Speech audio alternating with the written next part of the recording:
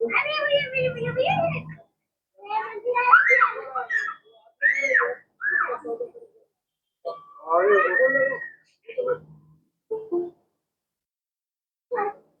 ಗುರುಜಿ. ನಮಸ್ತೆ ನಮಸ್ತೆ ಗುರುಜಿ. ನಮಸ್ತೆ ನಮಸ್ತೆ ಮಿತ್ರ.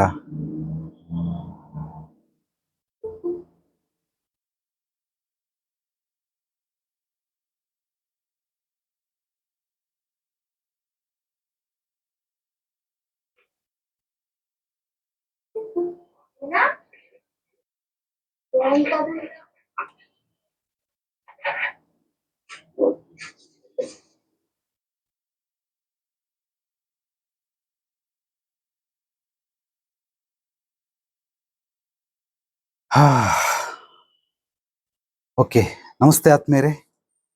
ವಾರಕ್ಕೊಂದು ಉಚಿತ ಸತ್ಸಂಗ ಕಾರ್ಯಕ್ರಮಕ್ಕೆ ತಮ್ಮೆಲ್ಲರಿಗೂ ಪ್ರೀತಿಯ ಸ್ವಾಗತ, ಸುಸ್ವಾಗತ. ಇಂದಿನ ವಿಷಯ ವ್ಯಾಪಾರದ ಸೂತ್ರಗಳು ಮತ್ತು ರಹಸ್ಯಗಳು. ನಮಸ್ತೆ ಹಿರೇಮಣಿ. ನಮಸ್ತೆ ನಮಸ್ತೆ ಮಿತ್ರ.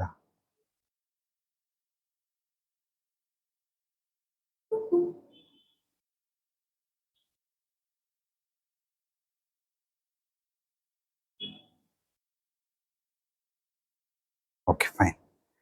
ಓಕೆ ಸ್ನೇಹಿತರೆ, ಸೊ ವ್ಯಾಪಾರದ ಸೂತ್ರಗಳು, ರಹಸ್ಯಗಳು. ವ್ಯಾಪಾರನ ಕೆಲವರು, ಜಸ್ಟ್ ಎ ಮಿನಿಟ್, ಸೊ ಇದು ಬರ್ತಾನೆ ಇರ್ತಾರೆ, ಒಂದು ನಿಮಿಷ.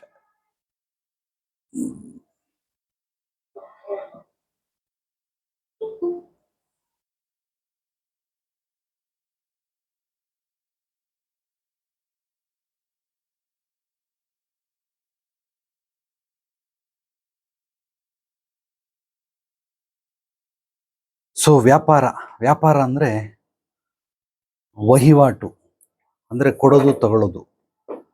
ಸೊ ಮಾರೋದು, ಪಡ್ಕೊಳ್ಳೋವಂಥದ್ದು. ಸೊ ಇದನ್ನು ವ್ಯಾಪಾರ ಅಂತ ಕರೀತಾರೆ.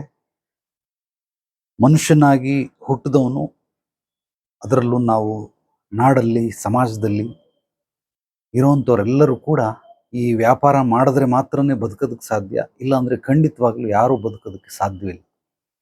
ಪ್ರತಿಯೊಬ್ಬ ವ್ಯಕ್ತಿ ಕೂಡ ಇಲ್ಲಿ ವ್ಯಾಪಾರವನ್ನು ಮಾಡಲೇಬೇಕು. ಅದು ಗಂಡಾಗಲಿ ಹೆಣ್ಣಾಗಲಿ, ಪ್ರತಿಯೊಬ್ಬ ಮಾನವನಿಗೂ ಇದು ಕಟ್ಟಿಟ್ಟ ಬುತ್ತಿ. ಎಕ್ಸ್ಪೆಷಲಿ ನಾಡಲ್ಲಿರೋರಿಗೆ. ಸೊ ಮೂಲವಾಗಿ ನಾವು ಊರು ಅಥವಾ ಕೇರಿ, ನಾಡು, ದೇಶ ಇಲ್ಲಿರೋವಂಥವ್ರು ಖಂಡಿತವಾಗ್ಲೂ ಮಾಡಲೇಬೇಕು. ವ್ಯಾಪಾರ ಯಾರು ಮಾಡೋದಿಲ್ಲ ಅಂತಂದರೆ ಅವರು ಕೇವಲ ಋಷಿಮುನಿಗಳು. ಈಗ ಯಾರು ಋಷಿಮುನಿಗಳಿಲ್ಲ, ಇದ್ದಾರೆ, ಕಣ್ಣಿಗೆ ಕಾಣಿಸೋದಿಲ್ಲ. ಅಘೋರಿಗಳು, ನಾಗಸಾಧುಗಳು. ಸೊ ಯಾರು ಸಂಸಾರದಿಂದ ದೂರ ಉಳಿದಿರ್ತಾರೆ, ಇವರನ್ನ ಬಿಟ್ಟು ಬಾಕಿ ಎಲ್ಲರೂ ಕೂಡ ನಾಡಲ್ಲಿ, ಊರಲ್ಲಿ ವಾಸ ಮಾಡುವಂಥ ಪ್ರತಿಯೊಬ್ಬರು ವ್ಯಾಪಾರವನ್ನು ಮಾಡಲೇಬೇಕು. ವ್ಯಾಪಾರ ಮಾಡಿದರೆ ಇಲ್ಲಿ ಬದುಕೋದಕ್ಕೆ ಸಾಧ್ಯವೇ ಇಲ್ಲ. ಕೇವಲ ಇವರು ಮಾತ್ರ ಸಾಧ್ಯ ಅಷ್ಟೇ, ಬೇರೆ ಯಾರಿಗೂ ಇಲ್ಲ. ವ್ಯಾಪಾರ ಅಂತಂದರೆ ಮೂಲವಾಗಿ ಎರಡು ರೀತಿ. ಒಂದು ಪ್ರಾಡಕ್ಟನ್ನು ಮಾರುವಂಥದ್ದು, ಅಂದರೆ ವಸ್ತುಗಳನ್ನು ಮಾರುವಂಥದ್ದು. ಮ್ಯಾನುಫ್ಯಾಕ್ಚರ್ ಯಾರು ಮಾಡ್ತಾರೆ, ಬಟ್ ಕೆಲವರು ಅದನ್ನು ತಗೊಂಡು ಬಂದು ಮಾರ್ತಾರೆ. ಆದ್ದರಿಂದ ಮಾರಾಟ ಮಾಡುವಂಥದ್ದೇ ವ್ಯಾಪಾರ. ಸೊ ಇದರಲ್ಲಿ ಒಂದು ಪ್ರಾಡಕ್ಟು, ಇನ್ನೊಂದು ಬಂದು ಸರ್ವಿಸ್. ಇದೆರಡನ್ನು ನೀವು ಬಹಳ ಸ್ಪಷ್ಟವಾಗಿ ಅರ್ಥ ಮಾಡ್ಕೊಂಬಿಡಿ. ಅದರಲ್ಲಿ ಹಲವಾರು ಭಾಗಗಳಿದ್ದಾವೆ. ಅದೆಲ್ಲ ನಾವು ತುಂಬ ಇನ್ಡೆಪ್ತಲ್ಲಿ ಹೋಗುವಂಥದ್ದು ಬೇಕಾಗಿಲ್ಲ. ಮೂಲವಾಗಿ ವ್ಯಾಪಾರದ ಸೂತ್ರಗಳು, ರಹಸ್ಯಗಳನ್ನು ತಿಳ್ಕೊಳ್ಳೋಣ. ಈ ಎರಡು ತಿಳ್ಕೊಂಡ್ರೆ ನಿಮಗೆ ಬಹಳ ಅದ್ಭುತವಾಗಿ ಅರ್ಥ ಆಗುತ್ತೆ. ವ್ಯಾಪಾರದಲ್ಲಿ ಎರಡೇ ಇರೋದು. ಒಂದು ಪ್ರಾಡಕ್ಟು, ಇನ್ನೊಂದು ಬಂದು ಸರ್ವಿಸ್. ಮೊದಲು ಈ ಎರಡರ ಅರ್ಥವನ್ನು ತಿಳ್ಕೊಳ್ಬೇಕು. ಸರ್ವಿಸ್ ಅಂದರೆ ಏನು, ಪ್ರಾಡಕ್ಟ್ ಅಂದರೆ ಏನು?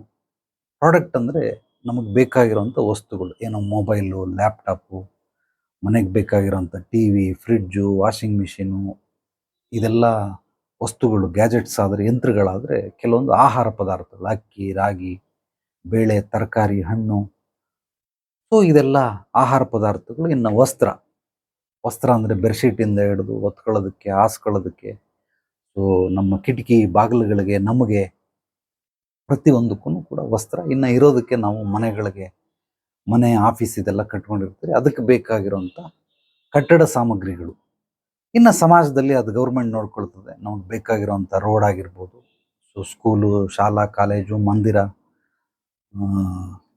ನಮಗೆ ಹೊರಗಡೆ ಇರೋವಂಥದ್ದು ಏನೋ ಮಾಲ್ಗಳು ಅವು ಇವು ಅದೆಲ್ಲ ಗೌರ್ಮೆಂಟ್ ಪ್ರಾಪರ್ಟಿ. ಹೆಸರು ನಮ್ಮ ಹೆಸರಲ್ಲೇ ರಿಜಿಸ್ಟರ್ ಆಗಿದ್ರು ಕೂಡ ನಾವೆಲ್ಲಿರ್ತೀರಿ ಅದೆಲ್ಲ ಗೌರ್ಮೆಂಟಿಗೆ ಸೇರಿರುತ್ತೆ. ಆದ್ದರಿಂದ ಇದೆಲ್ಲವನ್ನ ನಾವು ವಸ್ತುಗಳು ಅಂತ ಕರೆದ್ರೆ, ಅಂದರೆ ಇದೆಲ್ಲ ವಸ್ತುಗಳು ಅದನ್ನು ನಾವು ದುಡ್ಡು ಕೊಟ್ಟು ಪರ್ಚೇಸ್ ಮಾಡ್ತೀವಿ. ಇದು ವ್ಯಾಪಾರದಲ್ಲಿ ಮೂಲವಾಗಿರುವಂಥದ್ದು. ಇನ್ನು ಎರಡನೇದು ಹೇಳ್ಬೇಕು, ಸರ್ವಿಸ್ ಅಂದರೆ ಇಲ್ಲಿ ಏನು ವಸ್ತುಗಳು ಸಿಗೋದಿಲ್ಲ, ಇಲ್ಲಿ ಯಾವುದೇ ರೀತಿ ವಸ್ತುಗಳು ನಿಮಗೆ ಮಾರಾಟವಾಗೋದಿಲ್ಲ. ಸರ್ವಿಸ್ ಅಂದರೆ ಸೇವೆ ಅಂತ. ಉದಾಹರಣೆಗೆ ಲಾಯರು, ಅವರು ಸರ್ವಿಸ್ ಕೊಡ್ತಾರೆ. ಅವ್ರು ಯಾವುದು ವಸ್ತುಗಳನ್ನು ಪ್ರಾಡಕ್ಟ್ ಮಾಡೋದಿಲ್ಲ. ಏನೋ ನಿಮ್ಮ ಕುಟುಂಬದ ಜಗಳ ಅಥವಾ ಅಣ್ಣ ತಮ್ಮಂದಿರ ಜಗಳ, ಆಸ್ತಿ ಪಾಸ್ತಿ ಜಗಳ, ಸೊ ಅದು ಕೋರ್ಟು ಕಚೇರಿಯಲ್ಲಿ ನಿರ್ಧಾರವಾಗಬೇಕು. ಕೋರ್ಟಲ್ಲೂ ಕೂಡ ನಿಮಗೆ ಯಾವುದೇ ರೀತಿ ವಸ್ತುಗಳನ್ನು ಮಾರಾಟವಾಗೋದಿಲ್ಲ. ಲಾಯರಿಂದ ಹಿಡಿದು ಜಡ್ಜ್ಮೆಂಟ್ ಆಗಿ ಆ ಕೇಸ್ ಸಾಲ್ವ್ ಆಗೋವರೆಗೂ ಇನ್ಸ್ಪೆಕ್ಟರ್ ಕೂಡ ಇರಬಹುದು, ಅದಕ್ಕೆ ಸಂಬಂಧಪಟ್ಟಿದ್ದು ಆ ಎಲ್ಲ ವಿಚಾರಗಳು ಕೂಡ ಇದೆಲ್ಲವೂ ಸರ್ವಿಸ್. ಸೊ ಡಾಕ್ಟ್ರು ಅವರು ಕೂಡ ಸರ್ವಿಸ್. ಟೀಚರು, ಶಿಕ್ಷಕರು ಯಾರು ಇರ್ತಾರೆ ಇವ್ರ ಹತ್ರ ಏನು ವಸ್ತುಗಳನ್ನು ನೀವು ಕೊಡೋದಿಲ್ಲ, ಇದೆಲ್ಲ ಸರ್ವಿಸ್. ಇನ್ನು ನನ್ನಂಥ ಗುರುಗಳು ಒಂದಷ್ಟು ಶಾಸ್ತ್ರಜ್ಞರು ಇರ್ತಾರೆ, ಜ್ಯೋತಿಷ ಶಾಸ್ತ್ರ, ವಾಸ್ತುಶಾಸ್ತ್ರ, ಸಂಖ್ಯಾಶಾಸ್ತ್ರ, ಒಂದಷ್ಟು ಶಾಸ್ತ್ರ ಹೇಳೋರು, ಇವರೆಲ್ಲರೂ ಕೂಡ ಸರ್ವಿಸನ್ನು ಕೊಡ್ತಾರೆ. ಚೆನ್ನಾಗಿ ತಿಳ್ಕೊಳ್ಳಿ. ಇದ್ರ ಜೊತೆಯಲ್ಲಿ ಒಂದು ಸ್ವಲ್ಪ ಇದು ಎರಡರ ಮಧ್ಯೆ ಇರುವಂಥದ್ದು, ಈಗ ನೀವು ಓಲಾ ಊಬರ್ ಡ್ರೈವಿಂಗ್, ಆಟೋ ಓಡಿಸ್ತೀರಾ, ಟ್ಯಾಕ್ಸಿ ಓಡಿಸ್ತೀರಾ, ಡ್ರೈವರ್ಗಳು, ಇದು ಕೂಡ ಸರ್ವಿಸ್ಸೇ. ಅಲ್ಲೂ ನಿಮಗೇನು ವಸ್ತು ಸಿಗೋದಿಲ್ಲ. ನೀವು ಅವ್ರಿಗೆ ಲೊಕೇಶನ್ ಕಳಿಸಿರ್ತೀರ, ಬರ್ತಾರೆ, ಎಲ್ಲಿಗೆ ಬೇಕು ಅಲ್ಲಿಗೆ ಡ್ರಾಪ್ ಮಾಡ್ತಾರೆ, ಅದಕ್ಕೊಂದಷ್ಟು ಚಾರ್ಜ್ ತಗೊಳ್ತಾರೆ. ನಿಮಗಲ್ಲಿ ವಸ್ತುಗಳು ಸಿಗೋದಿಲ್ಲ, ಆದರೆ ಸೇವೆ ಸಿಗುತ್ತೆ. ಆದ್ದರಿಂದ ಈ ಮೂರು ರೀತಿ ಸಂಚಾರಿ ವ್ಯವಸ್ಥೆಯಲ್ಲಿ ಏನೇನಿದೆಯೋ ಇದೆಲ್ಲವೂ ಕೂಡ, ಇದು ಕೂಡ ಸರ್ವಿಸ್ಸೇ. ಅದು ಯಾವುದು ಪ್ರಾಡಕ್ಟ್ ಅಲ್ಲ. ವ್ಯಾಪಾರದಲ್ಲಿ ಎರಡು ಮೂಲ ವಿಧ, ಒಂದು ಪ್ರಾಡಕ್ಟು, ಮತ್ತೊಂದು ಸರ್ವಿಸ್. ಇದರಲ್ಲಿ ಎಷ್ಟೋ ಜನಕ್ಕೆ, ಸಾಕಷ್ಟು ಜನಕ್ಕೆ ಈ ಸರ್ವಿಸ್ ಬಗ್ಗೆ ಗೊತ್ತಿಲ್ಲ. ಅದು ಮೂಲವಾಗಿರುವಂಥದ್ದನ್ನು ಮಾತ್ರ ಕಂಡಿಡ್ಕೊಳ್ತಾರೆ, ಬಾಕಿ ಎಲ್ಲ ಇವರು ಸರ್ವಿಸ್ ಅಂತ ಒಪ್ಕೊಳ್ಳೋದಿಲ್ಲ. ಪ್ರತಿಯೊಬ್ಬ ಜನಕ್ಕೆ ಏನು ಅಂತಂದರೆ, ಏನಕ್ಕೆ ಇವರು ಚಾರ್ಜ್ ಮಾಡ್ತಾರೆ, ಯಾತಕ್ಕೋಸ್ಕರ ಚಾರ್ಜ್ ಮಾಡಬೇಕು. ಈಗ ಒಬ್ಬ ಹೀರೋ, ಸಿನಿಮಾ ನಟ, ಆತ ಒಂದು ಸಿನಿಮಾಗೆ ಸಂಭಾವನೆ ಪಡ್ಕೊಳ್ತಾರೆ. ಇತ್ತೀಚೆಗೆಲ್ಲ ಬರೀ ಕೋಟಿಗಳಲ್ಲಿ ವ್ಯವಹಾರ ಆಗುತ್ತೆ. 10 ಕೋಟಿ, 50 ಕೋಟಿ, 100 ಕೋಟಿ, 300 ಕೋಟಿ ಒಂದು ಸಿನಿಮಾಗೆ ಒಬ್ಬ ಹೀರೋ ಸಂಭಾವನೆಯನ್ನು ಪಡ್ಕೊಳ್ತಾನೆ. ಏನು ಕೊಡ್ತಾನೆ ಆತ, ಏನು ವಸ್ತು ಕೊಟ್ಟಿದ್ದಾನೆ? ವಸ್ತು ಇಲ್ಲ. ವಸ್ತುನ ನಾವು ಹುಡ್ಕೊಂಡು ಹೋದ್ರೆ ಅಲ್ಲಿಗೂ ಕೂಡ ನಾವು ಸಿಗ್ತದೆ ಖಂಡಿತವಾಗ್ಲೂ. ಸಿನಿಮಾ ನೋಡ್ತೀರಿ, ಮನೋರಂಜನೆ ಪಡ್ಕೊಳ್ತೀರಿ, ಅದು ನಮಗೆ ಸಿಕ್ತು. ಆದ್ರೂ ಮನೋರಂಜನೆ ಪಡ್ಕೊಂಡ್ರಿ, ಅದಕ್ಕೆ ನಾವು ಏನಾದರೂ ವಸ್ತು ಕೊಟ್ಟಿಲ್ಲ. ಇದೆಲ್ಲವೂ ಕೂಡ ಸರ್ವಿಸ್. ಕ್ರಿಕೆಟ್ ಆಡ್ತಾರೆ ಸ್ಪೋರ್ಟ್ಸ್ ಮ್ಯಾನ್ಗಳು, ಅವ್ರಿಗೆ ಬೇಜಾನ್ ಸಂಭಾವನೆ ಸಿಗ್ತದೆ. ಎಲ್ಲ ಕೋಟ್ಯಾಧೀಶ್ವರ. ಇವಾಗ ಕ್ರಿಕೆಟ್ ಆಡೋರು ಯಾರು ಸಾವಿರಾರುಗಳು, ಲಕ್ಷಾಂತರಗಳಿಲ್ಲ, ಎಲ್ಲ ಕೋಟ್ಯಾಧೀಶ್ವರ, ಕೋಟಿಗಟ್ಟಲೆ ದುಡಿತಾರೆ. ಏನು ಕೊಡ್ತಾರೆ? ಸೊ ಅವರು ನಮಗೆ ಎಂಟರ್ಟೈನ್ಮೆಂಟ್ ಕೊಡ್ತಾರೆ. ಅಂದ್ರೆ ನಮಗೆ ಇಲ್ಲಿರೋದು ಜಗತ್ತಲ್ಲಿ, ಈ ವ್ಯಾಪಾರದಲ್ಲಿ ಮೂಲವಾಗಿ ನಾನು ಹೇಳುವಂಥದ್ದನ್ನೆಲ್ಲ ನೀವು ಅರ್ಥ ಮಾಡ್ಕೊಳ್ತಾ ಹೋದ್ರೆ ಅಗೈನ್ ಎರಡು ರೀತಿ ವಿಭಜನೆಗೊಳ್ಳುತ್ತೆ. ಒಂದು ಎಜುಕೇಶನ್, ಇನ್ನೊಂದು ಎಂಟರ್ಟೈನ್ಮೆಂಟ್. Double E. ಎಜುಕೇಶನ್ 80% ಇರಬೇಕು, ಎಂಟರ್ಟೈನ್ಮೆಂಟ್ 20% ಇರಬೇಕು. ಆದರೆ ನಮ್ಮ ಜನ ಏನು ಮಾಡ್ತಾರೆ, ಎಂಟರ್ಟೈನ್ಮೆಂಟ್ ಬಹಳ, ಇವಾಗೆಲ್ಲ ನೆಟ್ ಫ್ರೀ ಇರೋದ್ರಿಂದ, ವೈಫೈ ಎಲ್ಲೋದ್ರೂ ಫ್ರೀ ಸಿಗೋದ್ರಿಂದ ಎಂಟರ್ಟೈನ್ಮೆಂಟೇ 80% ಮಾಡ್ಕೊಂಬಿಟ್ಟವ್ರೆ. ಕೇವಲ ಎಜುಕೇಶನ್ ಅಂದರೆ ಸ್ಕೂಲ್ಗೆ ಹೋಗು, ಕಾಲೇಜ್ಗೆ ಹೋಗು ಅಂತಲ್ಲ, ಕಲಿಕೆ. ಆ ಕಲಿಕೆಯಲ್ಲಿ ನಮ್ಮನ್ನು ನಾವು ತೊಡಗಿಸ್ಕೊಂಡ್ರೆ ನಮ್ಮ ಸಂಪಾದನೆ ಹೆಚ್ಚಾಗ್ತಾ ಹೋಗ್ತಾ ಇರುತ್ತೆ. ಆದ್ರಿಂದ ಇದು ಎರಡೂ ವ್ಯತ್ಯಾಸಗಳನ್ನು ತಿಳ್ಕೊಳ್ಬೇಕು. ಹೆಚ್ಚು ಜನ 3 ವಿಭಜನೆ. ಬಡವರ್ಗ ಒಂದು 20%, ಬಡವರ್ಗದವ್ರು ಇವಾಗ ಯಾರು ಇಲ್ಲ, ಆದರೂ ಕೂಡ ಈ ರೇಷನ್ ತಗೊಳ್ತಾರೆ, ಏನು APL ಕಾರ್ಡು, BPL ಕಾರ್ಡ್ ಅಂತ, ಅದನ್ನು ನಾವು ಕೌಂಟಿಗೆ ಇಟ್ಕೊಂಡ್ರೆ 20% ಬಡವರು, ಸೊ 60% ಮಧ್ಯಮ ವರ್ಗದವರು, ಒಂದು 20% ಶ್ರೀಮಂತ ವರ್ಗದವರು. ಈ 3 ವರ್ಗಗಳನ್ನು ನಾವು ವಿಭಜನೆ ಮಾಡಿಕೊಂಡ್ರೆ ನಮಗವಾಗ ನಾ ಹೇಳೋ ವಿಚಾರಗಳೆಲ್ಲವೂ ಕೂಡ ನಿಮಗೆ ಅನುಕೂಲವಾಗಿ ಸಿಗುತ್ತೆ. ಓಕೆ, ಈ 3 ಜನ, ಬಡವರು, ಮಧ್ಯಮ ವರ್ಗದವರು, ಶ್ರೀಮಂತರು. ಸೊ ಈಗ ಇಲ್ಲಿ ಯಾರ್ಯಾರಿಗೆ ಸರ್ವಿಸು ಸಿಗ್ತದೆ, ಸರ್ವಿಸ್ ಯಾರ್ಯಾರು ಕೊಡ್ತಾರೆ, ಇದನ್ನು ನೀವು ಅರ್ಥ ಮಾಡ್ಕೊಳ್ಳಿ. ಸರ್ವಿಸ್ ಕೊಡೋರಿಗೆ ಹೆಚ್ಚು ಬೆಲೆ ಇಲ್ಲಿ, ಅಂದರೆ ಅವ್ರ ಸಂಭಾವನೆ ಹೆಚ್ಚು.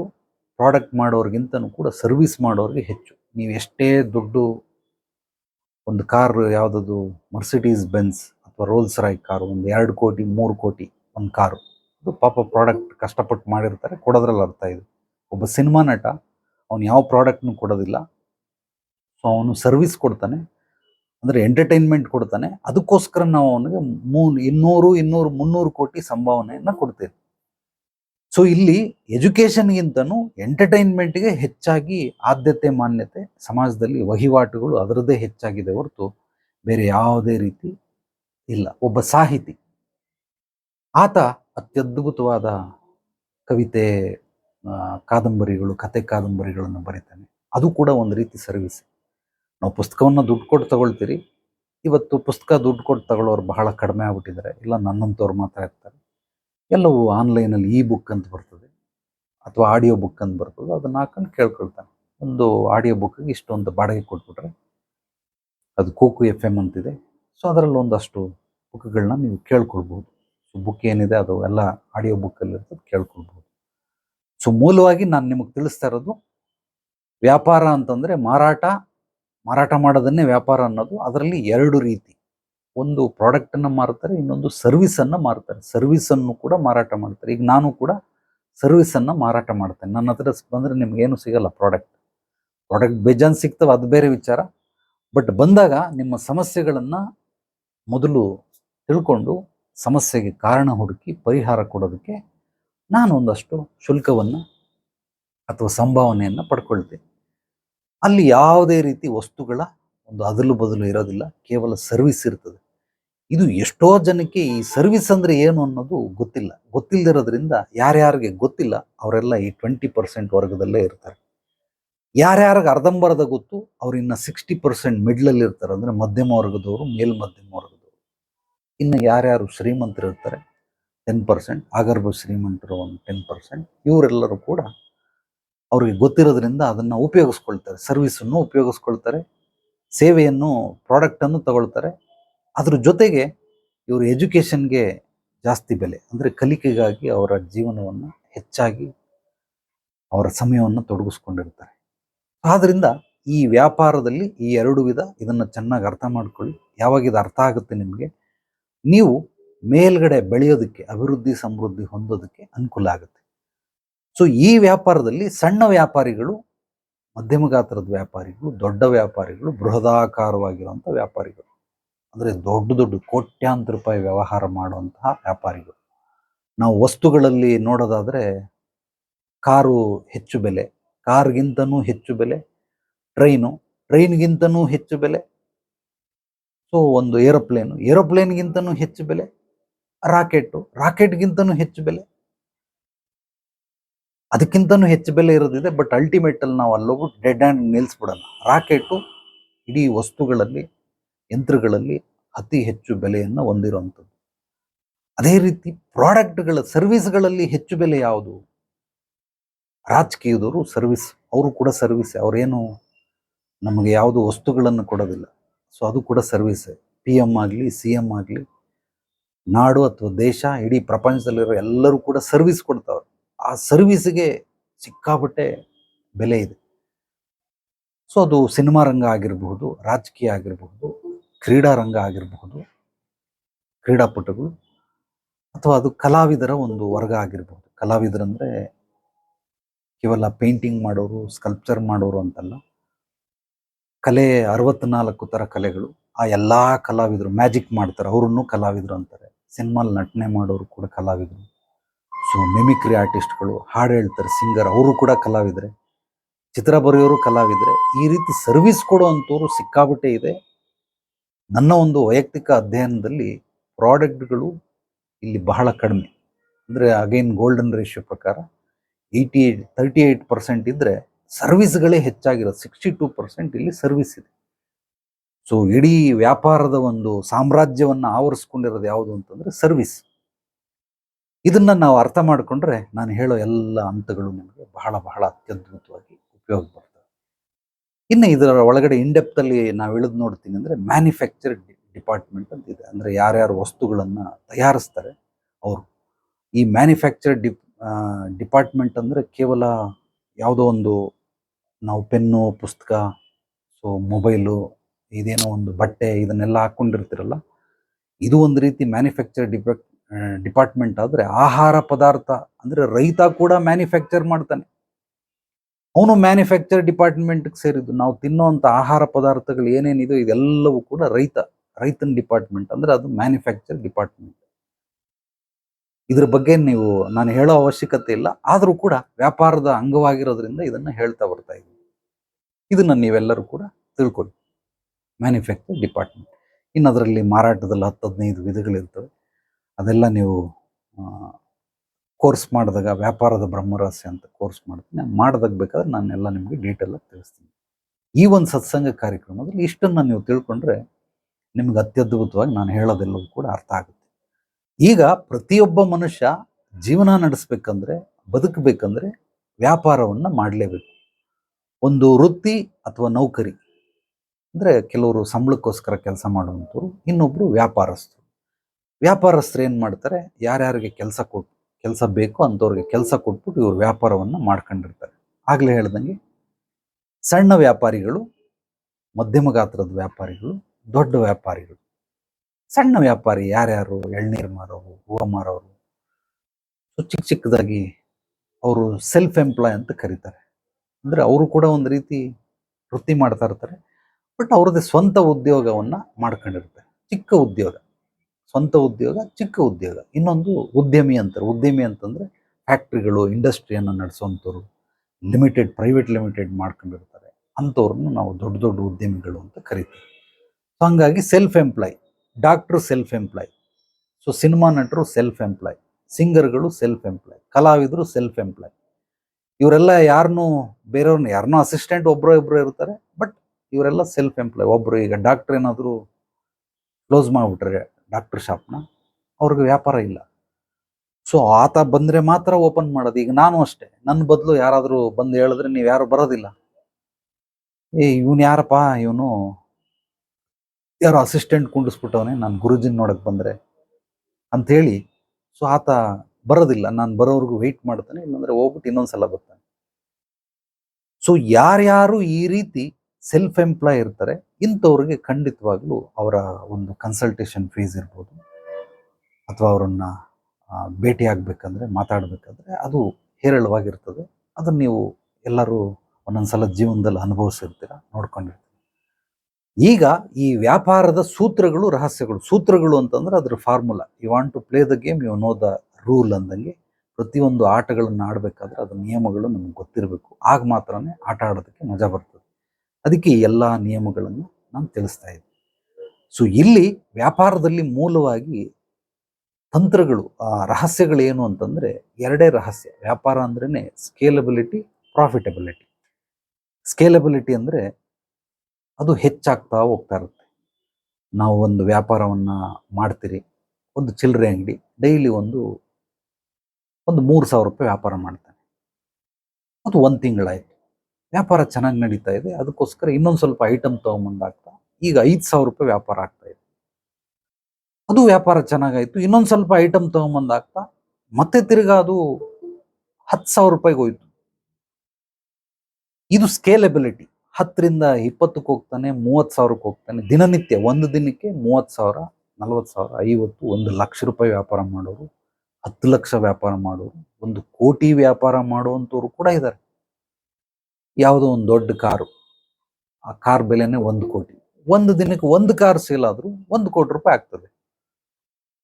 ಸೊ ಇದನ್ನ ನಾವು ವ್ಯಾಪಾರದಲ್ಲಿ ಸ್ಕೇಲೆಬಿಲಿಟಿ ಅಂತ ಕರಿತೀವಿ. ಅಂದರೆ ನೀವು ಮಾಡುವಂಥ ಯಾವುದೇ ಒಂದು ವ್ಯಾಪಾರಗಳು ನಿಧಾನವಾಗಿ, ಅದು ಹಂತ ಹಂತವಾಗಿ ಬೆಳೀತಾ ಹೋಗಬೇಕು. ಸೊ ಇದನ್ನು ವ್ಯಾಪಾರ ಅಂತ ಕರೀತಾರೆ. ಕೆಲವರು ಏನು ಮಾಡ್ತಾರೆ, ಆ ವ್ಯಾಪಾರದ ಸೂತ್ರಗಳು ಗೊತ್ತಿಲ್ಲ, ರಹಸ್ಯಗಳು ಗೊತ್ತಿಲ್ಲ, ಕೇವಲ ಊಟ ಬಟ್ಟೆ ಸೂರಿಗೋಸ್ಕರ ಏನೋ ಒಂದು ವೃತ್ತಿಯನ್ನು, ಅಂದರೆ ಸೆಲ್ಫ್ ಎಂಪ್ಲಾಯ್ಮೆಂಟ್ ಕೆಲಸವನ್ನು ಮಾಡ್ತಾ ಇರ್ತಾರೆ. ಅದಕ್ಕೋಸ್ಕರ ಅವ್ರು ಏನು ಮಾಡ್ತಾರೆ, ಅವ್ರಿಗೆ ಸ್ಕೇಲೆಬಿಲಿಟಿ ಅನ್ನೋದು ಗೊತ್ತಿರಲ್ಲ. ಎಷ್ಟು ಬೇಕು ಅವ್ರ ಜೀವನಕ್ಕೆ ಅಷ್ಟು ದುಡಿತಾ ಇರ್ತಾರೆ. ಫಾರ್ ಎಕ್ಸಾಂಪಲ್, ಯಾವುದೋ ಒಂದು ಜಾಬ್ಗೆ ಹೋದರೆ ಅವನಿಗೊಂದು 50,000 ಸಂಬಳ ಅಂತ ಇಟ್ಕೊಳ್ಳಿ. ವರ್ಷಕ್ಕೊಂದು 10% ಇನ್ಕ್ರಿಮೆಂಟ್ ಆಗುತ್ತೆ, 55,000 ಸಿಗುತ್ತೆ. ಮುಂದಿನ ವರ್ಷಕ್ಕೆ ಇನ್ನೊಂದು 5,000, 6,000 ಜಾಸ್ತಿ ಆಗುತ್ತೆ. ಇಷ್ಟ ಆಗ್ತಾ ಇರ್ತದೆ. ಇವರು ಅಷ್ಟೇ ವ್ಯಾಪಾರಿಗಳು, ಸಣ್ಣ ಸಣ್ಣ ವ್ಯಾಪಾರಿಗಳು ಏನು ಹೇಳ್ತಾರೆ, ಅವ್ರದ್ದು ಸ್ಕೇಲೆಬಿಲಿಟಿ ಹೆಚ್ಚುತ್ತಾ ಇಲ್ಲ, ಅಷ್ಟೇ ಇದೆ. ಪರ್ಸೆಂಟೇಜ್ ಲೆಕ್ಕದಲ್ಲಿ ಒಂದು ಸ್ವಲ್ಪ ಹೋದ ವರ್ಷ ಅವನು ಪೂರ್ತಿ ಒಂದು ವರ್ಷ ಎಲ್ಲ ಒಂದು 5 ಲಕ್ಷ ದುಡಿದಿದ್ರೆ ಈ ವರ್ಷದಲ್ಲಿ ಒಂದು 5.5 ಲಕ್ಷ ದುಡಿದಿರ್ತಾನೆ. ಅದು ಪರ್ಸೆಂಟೇಜ್ ಲೆಕ್ಕದಲ್ಲಿ ಜಾಸ್ತಿ ಆಗ್ತಾ ಇರುತ್ತೆ ಹೊರತು ಅವನ ಸ್ಕೇಲಬಿಲಿಟಿ ಯಾವುದೇ ಕಾರಣಕ್ಕೆ ಹೋಗೋದಿಲ್ಲ. ಅಂದ್ರೆ ಅಂತಿಮದಲ್ಲಿ ಹೋದ ವರ್ಷ ತಿಂಗಳೆಲ್ಲ ದುಡಿದು ಅಂತಿಮದಲ್ಲಿ ಜೋಬ್ ಖಾಲಿ. ಈಗ 30 ವರ್ಷ 5 ವರ್ಷ 10 ವರ್ಷ ಆದ್ರೂ ಕೂಡ ಈಗಲೂ ಸಂಪಾದನೆ ಹೆಚ್ಚಾಗಿದೆ. ವರ್ಷದಲ್ಲಿ 5 ಲಕ್ಷ ದುಡಿಯೋನು ಇವತ್ತು 50 ಲಕ್ಷ ದುಡಿತಾವನೆ, ಆದ್ರೆ ಈಗಲೂ ತಿಂಗಳಲ್ಲಿ ಜೋಬ್ ಖಾಲಿ ಇರ್ತದೆ. ಸೊ ಇಂಥವ್ರು ಏನಂತಾರೆ, ಇವ್ರಿಗೆ ಸ್ಕೇಲಬಿಲಿಟಿ ಗೊತ್ತಿಲ್ಲ, ಆದ್ರಿಂದ ಇವ್ರದೆಲ್ಲ ಸಂಪಾದನೆ ಹೀಗೆ ಇರ್ತದೆ. 6ಕ್ಕೆ ಏರಲ್ಲ 3ಕ್ಕೆ ಇಳಿಯಲ್ಲ. ಇದನ್ನ ನಾವು ಸ್ಕೇಲಬಿಲಿಟಿ ಅಂತ ಕರಿತೀವಿ. ಪ್ರತಿ ಒಂದು ಬಿಸ್ನೆಸ್ ಮ್ಯಾನ್ ಏನ್ ಮಾಡ್ತಾನೆ ಅಂತಂದ್ರೆ, ಪ್ರತಿ ವರ್ಷಕ್ಕೆ ಒಮ್ಮೆ ಅವನು ಹೋದ ವರ್ಷ ಎಷ್ಟು ವ್ಯಾಪಾರ ಆಯ್ತು, ಈ ವರ್ಷ ಎಷ್ಟು ವ್ಯಾಪಾರ ಆಯ್ತು. ಕೆಲವರು ಅತಿ ಬುದ್ಧಿವಂತರು 6 ತಿಂಗಳಿಗೊಮ್ಮೆ ಸ್ಕೇಲಬಿಲಿಟಿನ ಮಾಡ್ಕೊಳ್ತಾರೆ. ಅದರಲ್ಲೂ ಇನ್ನೂ ಸಂಪೂರ್ಣವಾಗಿ ತನ್ನನ್ನ ತಾನು ತೊಡಗಿಸ್ಕೊಂಡಿರೋರು 3 ತಿಂಗಳಿಗೆ ಒಂದ್ಸಲ ಸ್ಕೇಲಬಿಲಿಟಿಯನ್ನು ತರ್ತಾ ಇರ್ತಾರೆ. ಅವ್ರ ಬಿಸ್ನೆಸ್ ಅಲ್ಲಿ ನೀವು ನೋಡ್ಬೋದು, ಯಾವುದೇ ಹೊಸ ಬಿಸ್ನೆಸ್ಗಳು ಬಂದ್ರೆ, ಮೊದಲು ಅಮೆಝಾನ್ ಬಂದಾಗ ಹೇಗಿತ್ತು, ಮೊದಲು ಫ್ಲಿಪ್ಕಾರ್ಟ್ ಬಂದಾಗ ಹೇಗಿತ್ತು, ಊಬರ್ ಟರ್ನ್ ಓವರ್ ಎಷ್ಟು ಕಟ್ಟರು, ಇದನ್ನೆಲ್ಲ ಹೇಗೆ ಕಂಡುಹಿಡಿಯೋದು ಅಂತಂದ್ರೆ ಅವ್ರದ್ದು ಇವತ್ತೆಲ್ಲ ಮಾಹಿತಿಗಳು ಗೂಗಲಲ್ಲಿ ಸಿಗುತ್ತೆ. ಪ್ರತಿಯೊಬ್ಬ ನಟ ಎಷ್ಟು ಟ್ಯಾಕ್ಸ್ ಕಟ್ತಾನೆ, ಹೈಯೆಸ್ಟ್ ಭಾರತದಲ್ಲಿ ಸಿನಿಮಾ ನಟರಲ್ಲಿ ಟ್ಯಾಕ್ಸ್ ಕಟ್ಟುವಂಥವ್ರು ಯಾರು, highest tax paid actor actress. So Amitabh Bachchan, ಅವ್ರ ಫ್ಯಾಮಿಲಿ, ಶಾರುಖ್ ಖಾನ್, ಇವರೆಲ್ಲ ಹೈಯೆಸ್ಟ್ ಟ್ಯಾಕ್ಸ್ ಕಟ್ತಾರೆ.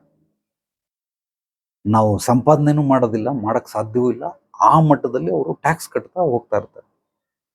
ಸೊ ಇದು ಟ್ಯಾಕ್ಸ್ ಅನ್ನು ಹೆಚ್ಚಿಸ್ಕೊಳ್ತಾ ಹೋಗ್ತಾರಲ್ಲ, ವ್ಯಾಪಾರದಲ್ಲಿ ಸ್ಕೇಲಬಿಲಿಟಿನ ಅರ್ಥ ಮಾಡ್ಕೊಂಡಂತವ್ರು ಖಂಡಿತವಾಗ್ಲೂ ಇದನ್ನ ಬೆಳೆಸ್ತಾ ಹೋಗ್ತಾರೆ. ಇನ್ನ ಪ್ರಾಫಿಟಬಿಲಿಟಿ ಏನ್ ಮಾಡ್ತಾರೆ, ಯಾವುದೇ ಒಂದು ಪ್ರಾಡಕ್ಟ್, ನಾನು ಉದಾಹರಣೆಗೆ ಹೇಳ್ತಾ ಇದ್ದೀನಿ, ಯಾವುದೇ ಒಂದು ಪ್ರಾಡಕ್ಟ್, ಅದು ಮೊದಲು ಇದೊಂದು ಬಾಟ್ಲ್ ಇದು. ಸೊ ಇದೊಂದು ಬಾಟ್ಲಿಗೆ ಒಂದು 200 ರೂಪಾಯಿ ಅಂತ ಇಟ್ಕೊಳ್ಳಿ. 200 ರೂಪಾಯಲ್ಲಿ ಇವನ್ ಏನ್ ಮಾಡ್ತಾನೆ, 190 ರೂಪಾಯಿಗೆ ಡಿಸ್ಕೌಂಟ್ ಕೊಡ್ತಾನೆ, 180 ರೂಪಾಯಿ ಕೊಡ್ತಾನೆ. ತಂದಿರೋದೆಷ್ಟು, ಇವನು ಬಂಡವಾಳ ಹಾಕಿರೋದು 160 ರೂಪಾಯಿ. ಕೇವಲ 20 ರೂಪಾಯಿ ಲಾಭ ಇಟ್ಕೊಂಡು ಮಾರ್ತಾವನೆ. ಡಿಸ್ಕೌಂಟ್ ಏನಾದ್ರು ಕೊಡ್ಲಿಲ್ಲ ಅಂತಂದ್ರೆ ಅವ್ನಿಗೆ 40 ರೂಪಾಯಿ ಸಿಗುತ್ತೆ, ಬಟ್ ಡಿಸ್ಕೌಂಟ್ ಕೊಡ್ತಾವನೆ. ಇದೇ ಬಾಟ್ಲನ್ನ ಅವನು ತಿಂಗಳಿಗೆ ಎಷ್ಟು ಮಾರ್ತಾನೆ, ದಿನಕ್ಕೆ ಎಷ್ಟು ಮಾರ್ತಾನೆ, ವಾರಕ್ಕೆ ಎಷ್ಟು ಮಾರ್ತಾನೆ, ತಿಂಗಳಿಗೆ ಎಷ್ಟು ಮಾರ್ತಾನೆ, ವರ್ಷಕ್ಕೆ ಎಷ್ಟು ಮಾರ್ತಾನೆ. ಈ ಪ್ರಾಫಿಟಬಿಲಿಟಿ ಅಂದ್ರೆ ಏನಂತಂದ್ರೆ, ಇದು ಸಂಖ್ಯೆಗಳು ಒಂದು ಸ್ವಲ್ಪ ಗಣಿತ ಬಲ್ಲವ್ರಿಗೆ ನಾನು ಹೇಳೋದೆಲ್ಲವೂ ಕೂಡ ಅರ್ಥ ಆಗುತ್ತೆ. ಕೆಲವ್ರಿಗೆ ತಲೆ ಮೇಲೆ ಹೋಗ್ಬಿಡ್ತದೆ, ಇದು ಬೌನ್ಸ್ ಆಗ್ಬಿಡ್ತದೆ, ಹೇಳುವಂಥ ವಿಚಾರಗಳು ಅರ್ಥ ಆಗೋದಿಲ್ಲ. ಸೊ ಒಂದು ಬಾಟ್ಲು 1 ಲಕ್ಷ ಬಾಟ್ಲು ಒಂದು ವರ್ಷಕ್ಕೆ ಸೇಲ್ ಮಾಡೋದಕ್ಕೆ ಇವರು ಟಾರ್ಗೆಟ್ ಇಟ್ಕೊಳ್ತಾರೆ. ಅವ್ನಿಗೆ ಎಷ್ಟು ಸಿಗುತ್ತೆ ಮಾರ್ಜಿನ್, ಕೇವಲ ಒಂದು ಬಾಟ್ಲಲ್ಲಿ 20 ರೂಪಾಯಿ ಸಿಗುತ್ತೆ. ಸೊ 1 ಲಕ್ಷ ಬಾಟ್ಲು ಸೇಲ್ ಮಾಡಿದ್ರೆ ವರ್ಷಕ್ಕೆ 20 ಲಕ್ಷ ಸಿಗ್ತದೆ. ಮುಂದಿನ ವರ್ಷದಲ್ಲಿ ಇವನ್ ಏನ್ ಮಾಡ್ತಾನೆ, ಇನ್ನೊಂದು ಸ್ವಲ್ಪ ಕಡಿಮೆ ಮಾಡ್ತಾನೆ. 20 ರೂಪಾಯಿ ಇಟ್ಕೊಳ್ಳಲ್ಲ, ಈ ಸಲ 10 ರೂಪಾಯಿ ಲಾಭ ಇಟ್ಕೊಳ್ತಾನೆ, 170 ರೂಪಾಯಿಗೆ ಮಾರ್ತಾನೆ. ಆದ್ರೆ ಮುಂದಿನ ವರ್ಷ ಸೇಲ್ ಎಷ್ಟಾಗಿರುತ್ತೆ ಅಂತಂದ್ರೆ, ಅವ್ನು ಹೆಚ್ಚು ಕಡಿಮೆ 3 ಲಕ್ಷಕ್ಕೆ ಹೋಗಿರ್ತದೆ. 3 ಲಕ್ಷಕ್ಕೆ 10 ರೂಪಾಯಿ ಸಿಕ್ತು ಅಂತಂದ್ರೆ 30 ಲಕ್ಷ ಆಗಿರುತ್ತೆ. ಹೋದ ವರ್ಷ ಅವನು ಸಂಪಾದನೆ ಮಾಡಿರೋದು ಕೇವಲ 20 ಲಕ್ಷ. ಈ ಸಲ ಅವನು 30 ಲಕ್ಷ ಸಂಪಾದನೆ ಮಾಡಿದ. ಒಂದರಲ್ಲಿ ಬಿಡ್ತಾರೆ, ಇನ್ನೊಂದರಲ್ಲಿ ಪಡ್ಕೊಳ್ತಾರೆ. ಇದನ್ನ ಪ್ರಾಫಿಟಬಿಲಿಟಿ ಅಂತ ಕರೀತಾರೆ. ಅಂದ್ರೆ ಹೋದ ವರ್ಷ 20 ಲಕ್ಷ ದುಡಿದ್ರೆ ಈ ವರ್ಷ ಅವನು 30 ಲಕ್ಷ ದುಡಿದಿದ್ದಾನೆ. ಅದು ಸಂಖ್ಯೆಗಳನ್ನ ಹೆಚ್ಚು ಮಾಡೋದ್ರಲ್ಲೂ ನಾವು ದುಡ್ಕೊಳ್ಬಹುದು, ಬೆಲೆಗಳನ್ನ ಕಡಿಮೆ ಮಾಡೋದ್ರಲ್ಲೂ ಕೂಡ ನಾವು ಪಡ್ಕೊಳ್ಬಹುದು. ಇಲ್ಲ ಅಂದ್ರೆ ಸ್ಟಾರ್ಟಿಂಗ್ ಬಂದಾಗ ಯಾವುದೋ ಒಂದು ಕಾರು, ಅದೊಂದು ಏನದು ಇವಾಗೆಲ್ಲ ಬಂದಿರೋದು ಬ್ಯಾಟ್ರಿ ಓಡಿಸೋ ಕಾರು. ಸೊ ಆ ಕಾರ್ನ ಚಾರ್ಜ್ ಮಾಡಿದ್ರೆ ಹೋಗ್ತದೆ. ಅವನೊಂದು 50,000 ರೂಪಾಯಿ ಕೊಟ್ಟ. ಮಾರ್ಕೆಟಲ್ಲಿ ಚೆನ್ನಾಗಿ ಡಿಮ್ಯಾಂಡ್ ಇತ್ತು, ಅವನು 1,000 ಗಾಡಿಗಳು ರೆಡಿ ಮಾಡಿದ, ಎಲ್ಲ ಸೇಲ್ ಆಗೋಯ್ತು. ಈಗ ನೆಕ್ಸ್ಟ್ ಮಾಡಿದಾಗ ಅವನು 70,000 ರೂಪಾಯಿ ಮಾಡ್ತಾನೆ. ಅಂದ್ರೆ 50,000 ರೂಪಾಯಿ ಇದ್ದಿದ್ದ ಗಾಡಿ ಪಟಕ್ಕಂತ ಒಂದೇ ಒಂದು ಚಿಟಿಕೆಯಲ್ಲಿ 70,000 ರೂಪಾಯಿ ಆಗ್ಬಿಟ್ಟಿರುತ್ತೆ. ಈಗ 70,000 ಮಾಡಿದಾಗ ಅವನೇನ್ ಮಾಡ್ತಾನೆ, 20,000 ರೂಪಾಯಿ ಲಾಭ ಪಡ್ಕೊಳ್ತಾನೆ. ಇನ್ನೊಂದು 6 ತಿಂಗಳು ನೋಡ್ತಾನೆ, ಮತ್ತೆ ಒಂದು 5,000 ಗಾಡಿಗಳು ಸೇಲ್ ಆಗೋಯ್ತು. ಈಗ ನೆಕ್ಸ್ಟ್ ಅವನು ಇನ್ನೊಂದ್ಸಲ ಪ್ರಾಡಕ್ಟ್ ಬಿಟ್ಟಾಗ ಏನ್ ಮಾಡ್ತಾನೆ, ಅದಕ್ಕೆ 1 ಲಕ್ಷ ಫಿಕ್ಸ್ ಮಾಡ್ತಾನೆ. ಅಂದ್ರೆ ಮೊದಲು 50,000 ರೂಪಾಯಿ ಕೊಟ್ಟವನು ಎರಡನೇ ಸಲ 70,000, ಮೂರನೇ ಸಲ 1 ಲಕ್ಷ. ಇದು ಸೊ ಪ್ರಾಫಿಟಬಿಲಿಟಿ, ಒಂದು ಗಾಡಿಲೂ ಸ್ಕೇಲಬಿಲಿಟಿನೂ ಹೆಚ್ಚಾಗ್ತಾ ಇದೆ, ಇನ್ನೊಂದು ಪ್ರಾಫಿಟಬಿಲಿಟಿನೂ ಹೆಚ್ಚಾಗ್ತಾ ಇದೆ. ಸೊ ಇದು ಎರಡೂ ರೀತಿಯಲ್ಲಿ ನಾವು ವ್ಯಾಪಾರಗಳನ್ನು ವಿಭಜನೆ ಮಾಡ್ಕೊಳ್ಬೋದು. ಅದರದ್ದು ಬಹಳ ಸರಳವಾಗಿ ಅದರಲ್ಲಿರುವಂತಹ ರಹಸ್ಯವನ್ನು ನಾನು ನಿಮಗೆ ತಿಳಿಸ್ತಾ ಇದ್ದೀನಿ. ಸ್ಕೇಲಬಿಲಿಟಿ, ಪ್ರಾಫಿಟಬಿಲಿಟಿ, ಇದೆರಡನ್ನ ಇದರಲ್ಲಿರುವಂಥ ಸೂತ್ರಗಳು. ಇದನ್ನ ನೀವು ಮಾಡಬೇಕು. ಇನ್ನು ಅದು ಮಾರುವಂತಹ ತಂತ್ರಗಳೇನಿದೆ, ಇದಕ್ಕೆ ನಾವು ಸ್ಟ್ರಾಟಜಿ ಅಂತ ಕರಿತೀರಿ ಅಥವಾ ಯುಕ್ತಿ ಅಂತ ಕರ್ಕೊಳ್ಬಹುದು. ಉಪಾಯಗಳು, ಐಡಿಯಾಗಳು ತಲೆ ಉಪಯೋಗಿಸಿದ್ರೆ ಏನನ್ನು ಬೇಕಾದ್ರೂ ಮಾಡ್ಕೊಳ್ಬಹುದು. ಅದನ್ನ ಸಾಕಷ್ಟು ಜನ ಉಪಯೋಗಿಸ್ತಾರೆ. ಒಬ್ಬೊಬ್ಬರು ಒಂದೊಂದು ಐಡಿಯಾಗಳನ್ನು ಉಪಯೋಗಿಸ್ತಾರೆ. ಅದು ಸೇಲ್ ಆಗೋದಕ್ಕೋಸ್ಕರ, ಅವರು ಅದನ್ನ ನೋಡೋದಕ್ಕೋಸ್ಕರ ವಿಚಿತ್ರವಾಗಿ ಅತ್ಯದ್ಭುತವಾಗಿ ಉಪಯೋಗಿಸುವಂಥವ್ರು ಇದ್ದಾರೆ. ಬಟ್ ಜಸ್ಟ್ ಜನರಲ್ ಆಗಿ ಒಬ್ಬೊಬ್ರು ಏನು ಮಾಡ್ತಾರೆ, ಯಾವುದೋ ಒಂದು ಎದುರುಗಡೆ ದೊಡ್ಡ ಬಿಲ್ಡಿಂಗು, ಏನದೊಂದು ಅಪಾರ್ಟ್ಮೆಂಟ್ ಅಂತ ಹೇಳ್ತೀವಿ, ಅದಕ್ಕೆ 3 ಕಡೆ ಕಿಟಕಿ, ಒಂದು ಫ್ರಂಟ್ ಸೈಡು, ಇನ್ನೊಂದು 2 ಸೈಡು, ಒಂದು ಬ್ಯಾಕ್ ಸೈಡು. ಬ್ಯಾಕ್ ಸೈಡಲ್ಲಿ ಏನು ಪ್ಲೈನ್ ಒಂದು ಗೋಡೆ, ಯಾವುದೋ ಬಿಲ್ಡಿಂಗ್ದು ಗೋಡೆ ಇರ್ತದೆ, ಯಾವುದೋ ಕಂಪ್ನಿದು ಅಥವಾ ಯಾವುದೋ ಒಂದು ಫ್ಯಾಕ್ಟ್ರಿದು ಶೆಡ್ದು. ಅದ್ರ ಮೇಲೆ ದೊಡ್ಡದಾಗಿ ಒಂದು ಆ್ಯಡ್ ಕೊಟ್ಬಿಟ್ಟಾನೆ. ಅಂದರೆ ಇವಾಗೆಲ್ಲ ಪ್ರಾಜೆಕ್ಟರ್ ಬರ್ತದೆ, ಫುಲ್ಲು ದೊಡ್ಡ ಗೋಡೆ ಅಂದರೆ ಹೆಚ್ಚು ಕಡಿಮೆ ನಾನು 100 ಅಡಿ ಇರ್ತದೆ. ಹಿಂಗೊಂದು 100 ಅಡಿ, ಹಿಂಗೊಂದು 150 ಅಡಿ. ಆ 100 ಅಡಿಗಳು ಅಡ್ವರ್ಟೈಸ್, ಹೋಗೋರು ಬರೋರು ಎಲ್ಲ ನೋಡ್ತಾವ್ರೆ. ಬಿಲ್ಡಿಂಗ್ ಅವನಿಗೆ ಇದೇನಪ್ಪ ನನ್ನ ಗೋಡೆ ಮೇಲೆ ಹಾಕೊಂಡು ಇವನು ಯಾರು ಅಂತ ಕೇಳ್ಬಿಟ್ಟು ಆಮೇಲೆ ಅವ್ರವ್ರು ಏನೋ ವ್ಯವಹಾರ ಮಾಡ್ಕೊಂಡು ಅವ್ರಿಗೆ ಕೊಡ್ತಾರೆ. ಬಟ್ ಅವನಿಗೆ ಅಡ್ವರ್ಟೈಸ್ ಆಗ್ತಾ ಇದೆ. ಖಾಲಿ ಜಾಗನ ಅವನು ಉಪಯೋಗಿಸ್ಕೊಂಡು ಅವನದೊಂದು ಐಡಿಯಾ ಇದು. ಸೊ ಅದೇ ರೀತಿನೇ ಪ್ರತಿಯೊಬ್ಬರು ಕೂಡ ಬಿಸ್ನೆಸ್ಸಲ್ಲಿ ಅಭಿವೃದ್ಧಿ ಸಮೃದ್ಧಿ ಹೊಂದೋದಕ್ಕೆ ಈ ಪ್ರಾಫಿಟಬಿಲಿಟಿ ಮತ್ತು ಸ್ಕೇಲಬಿಲಿಟಿ, ಇದು ಎರಡನ್ನ ನೀವು ಚೆನ್ನಾಗಿ ಅರ್ಥ ಮಾಡಿಕೊಂಡ್ರೆ ನೀವು ಕೂಡ ನಿಮ್ಮ ವ್ಯಾಪಾರದಲ್ಲಿ ಅದು ಹೇರಿಸ್ತಾ ಹೋಗ್ಬೋದು. ಪ್ರತಿಯೊಬ್ಬ ವ್ಯಕ್ತಿ ಶ್ರೀಮಂತನಾಗೋನು, ವ್ಯಾಪಾರಸ್ಥ, ಉದ್ಯಮಿ, ಇವರೆಲ್ಲರೂ ಏನು ಮಾಡ್ತಾರೆ ಅಂತಂದರೆ ಅವರ ಸಂಪಾದನೆಯನ್ನು ವರ್ಷಕ್ಕೆ 1 0 ಆ್ಯಡ್ ಮಾಡ್ತಾ ಹೋಗ್ತಾರೆ. ಇವತ್ತು 10 ರೂಪಾಯಿ ದುಡಿದ್ರೆ ಮುಂದಿನ ವರ್ಷ ಅವನು 100 ರೂಪಾಯಿ ದುಡಿತಾ ಇರ್ತಾನೆ. 2ನೇ ವರ್ಷದಲ್ಲಿ ಇನ್ನೊಂದು 0, 1000 ರೂಪಾಯಿ ದುಡಿತಾನೆ. 3ನೇ ವರ್ಷದಲ್ಲಿ ಇನ್ನೊಂದು 0, 10,000 ದುಡಿತಾನೆ. ಇನ್ನೊಂದು 0, ಪ್ರತಿ ಒಂದು ವರ್ಷಕ್ಕೂ ಒಂದೊಂದು 0ಗಳು. ಅದು 1 ವರ್ಷ ಆಗಲಿಲ್ವಾ, ಅಟ್ಲೀಸ್ಟ್ 1.5 ವರ್ಷಕ್ಕಾದರೂ ಅವನ ಟಾರ್ಗೆಟ್ನ ರೀಚ್ ಮಾಡ್ತಾನೆ. 1.5 ವರ್ಷಕ್ಕೂ ಆಗಲಿಲ್ಲ, 2 ವರ್ಷಕ್ಕಾದರೂ ಟಾರ್ಗೆಟ್ ರೀಚ್ ಮಾಡ್ತಾನೆ. ಸೊ ಇದನ್ನ ಕೆಲವರು ತಿಂಗಳಿಗೆ ಮಾಡ್ಕೊಳ್ಳೋರು ಇದ್ದಾರೆ, ಒಂದೊಂದು 0ಗಳನ್ನ 3 ತಿಂಗಳಿಗೆ ಮಾಡ್ಕೊಳ್ಳೋರು ಇದ್ದಾರೆ, 6 ತಿಂಗಳಿಗೂ ಮಾಡ್ಕೊಳ್ಳೋರು ಇದ್ದಾರೆ. ಇದನ್ನ 10 ವರ್ಷಕ್ಕೆ ಮಾಡ್ಕೊಳ್ಳುವಂತ ಮುಟ್ಟಾಳರು ಕೂಡ ಇದ್ದಾರೆ. ಸೊ ಯಾಕೆ ಅಂತಂದ್ರೆ ಅವ್ರಿಗೆ ಈ ಸ್ಕೇಲಬಿಲಿಟಿನೂ ಗೊತ್ತಿಲ್ಲ, ಪ್ರಾಫಿಟಬಿಲಿಟಿನೂ ಗೊತ್ತಿಲ್ಲ, ಹೇಗೆ ಮಾಡಬೇಕು ಅಂತ ಗೊತ್ತಿಲ್ಲ. ಇದಕ್ಕೆ ನಿಮಗೆ ಕೆಲವೊಂದು ಉದಾಹರಣೆಗಳು ಕೊಡ್ತೀನಿ. ಎಲ್ಲೋ ಗಲ್ಲಿಲಿರೋ ಒಬ್ಬ ಟೈಲರ್, ಅವನು ಅಪ್ಪ ನನ್ಗೋಗಿ ಒಂದು ಜುಬ್ಬ ಹೊಲ್ಕೊಡ್ಬೇಕು ಕಣಯ್ಯ. ಸುಮ್ಮನೆ ಯಾವುದೋ ಸ್ಲಮ್ಮಲ್ಲಿ ಒಂದು ಸಣ್ಣ ಅಂಗಡಿ ಎಲ್ಲ ಮನೆ, ಅದು ಮನೆಯಲ್ಲೇ ಒಂದು ಬಾಗಿಲು ಮಾಡ್ಕೊಂಡು ಅರ್ಧ ಬಾಗಿಲು ತೆಗೆದ್ಬಿಟ್ಟು ಬರೋರಿಗೆಲ್ಲ ಸರ್ವಿಸ್ ಕೊಡ್ತಾನೆ. ಅವನ ಹತ್ರ ಒಂದು ಜುಬ್ಬ ಹೊಲಿಬೇಕು ಎಷ್ಟು ಅಂತ, ಇದು ಸೀರಿಯಸ್ ಆಗಿ ಕೇಳ್ತಾ ಇರೋದು, ನನ್ಗೊಂದು ಜುಬ್ಬ ಹೊಲಿಬೇಕು ಎಷ್ಟಪ್ಪ? ಅವನು ಒಂದು 300 ರೂಪಾಯಿ ಆಗುತ್ತೆ ಗುರುಗಳೇ. ಸರಿ ಆಯ್ತು ಒಲೆಯ. ಅದು ಸ್ಲಮ್ಮಲ್ಲಿರೋನು. ಅದೇ ಒಂದು ಸ್ವಲ್ಪ ಗಲ್ಲಿಗೆ ಹೋಗ್ಬಿಟ್ಟು ಅಂಗಡಿ ಇಟ್ಟಿರ್ತಾನೆ, ಅವ್ನಿಗೋಗಿ ಕೇಳಿದೆ ಎಷ್ಟಪ್ಪ ಇದು ಒಂದು ಜುಬ್ಬ ಹೊಲಿಬೇಕು?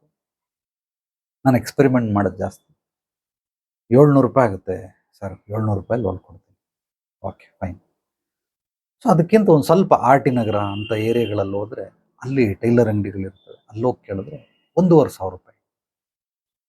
ಸೊ ಸಿನಿಮಾ ನಟರು ಒಂದೊಂದು ಪ್ರೋಗ್ರಾಮ್ಗಳಿಗೆ ಒಂದೊಂದು ಡ್ರೆಸ್ ಮಾಡಿಸ್ತಾರೆ, ಅವರು ಫ್ಯಾಷನ್ ಡಿಸೈನರ್ ಹತ್ರ ಮಾಡಿಸ್ತಾರೆ. ಅದು ಒಂದೊಂದು ಡ್ರೆಸ್ಗೆ ಎಷ್ಟು ಅಂತಂದ್ರೆ ತುಂಬಾ ಕಡಿಮೆ ಅಂದ್ರೆ 10 ಲಕ್ಷ ರೂಪಾಯಿ. ಹಾಕಿರೋಂಥ ನಟನ ಡ್ರೆಸ್ 10 ಲಕ್ಷ ಮಿನಿಮಮ್, 50 ಲಕ್ಷ, 1 ಕೋಟಿ, 5 ಕೋಟಿ, 10 ಕೋಟಿ, 50 ಕೋಟಿ, 100 ಕೋಟಿ ಬಟ್ಟೆ ಹಾಕ್ತಾನೆ.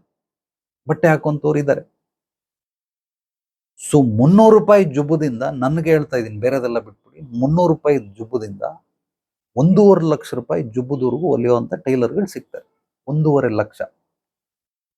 ಅವನಿಗೆ ಯಾಕೆ 300 ರೂಪಾಯಿ ಹೊಲಿತಾನೆ, ಇವನು ಯಾಕೆ 1.5 ಲಕ್ಷ ಚಾರ್ಜ್ ಮಾಡ್ತಾನೆ? ಇಲ್ಲಿ ಒಂದಕ್ಕೊಂದಕ್ಕೆ ವ್ಯತ್ಯಾಸನೇ ಇಲ್ಲ, ಅಜಗಜಾಂತರ ವ್ಯತ್ಯಾಸ.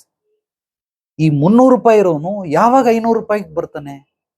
ಸೊ ಇದನ್ನ ಸ್ಕೇಲಬಿಲಿಟಿ ಅಂತ ಕರೀತಾರೆ. 500ರಿಂದ 700ಕ್ಕೆ ಯಾವಾಗ ಬರ್ತಾನೆ, 1000ಕ್ಕೆ ಯಾವಾಗ ಬರ್ತಾನೆ, 1,500ಕ್ಕೆ ಯಾವಾಗ ಬರ್ತಾನೆ, 2,000, 3,000, 5,000, ಇದಕ್ಕೇನು ಲಿಮಿಟ್ ಇಲ್ಲ. ನೀವು ಮೇಲ್ ಹೋಗೋದಕ್ಕೆ ನಿಮಗೆ ಪೂರ್ತಿ ಅನ್ಲಿಮಿಟ್, ಅಲ್ಲಿ ಏನು ಬೌಂಡ್ರಿನೇ ಇಲ್ಲ.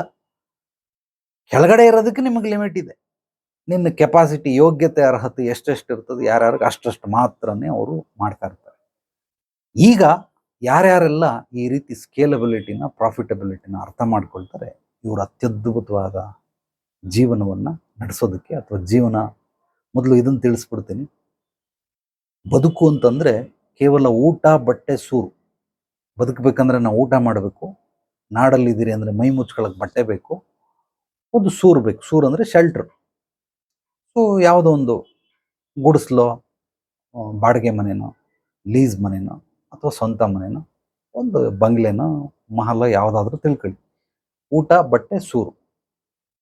ಯಾರ್ಯಾರು ಬರೀ ಊಟ ಬಟ್ಟೆ ಸೂರಿಗೋಸ್ಕರನೇ ದುಡಿತಾ ಇರ್ತಾರೋ ಇವರೆಲ್ಲ ಇವ್ರ ಜೀವನನ ಬದುಕು ಅಂತ ಕರೀತಾರೆ.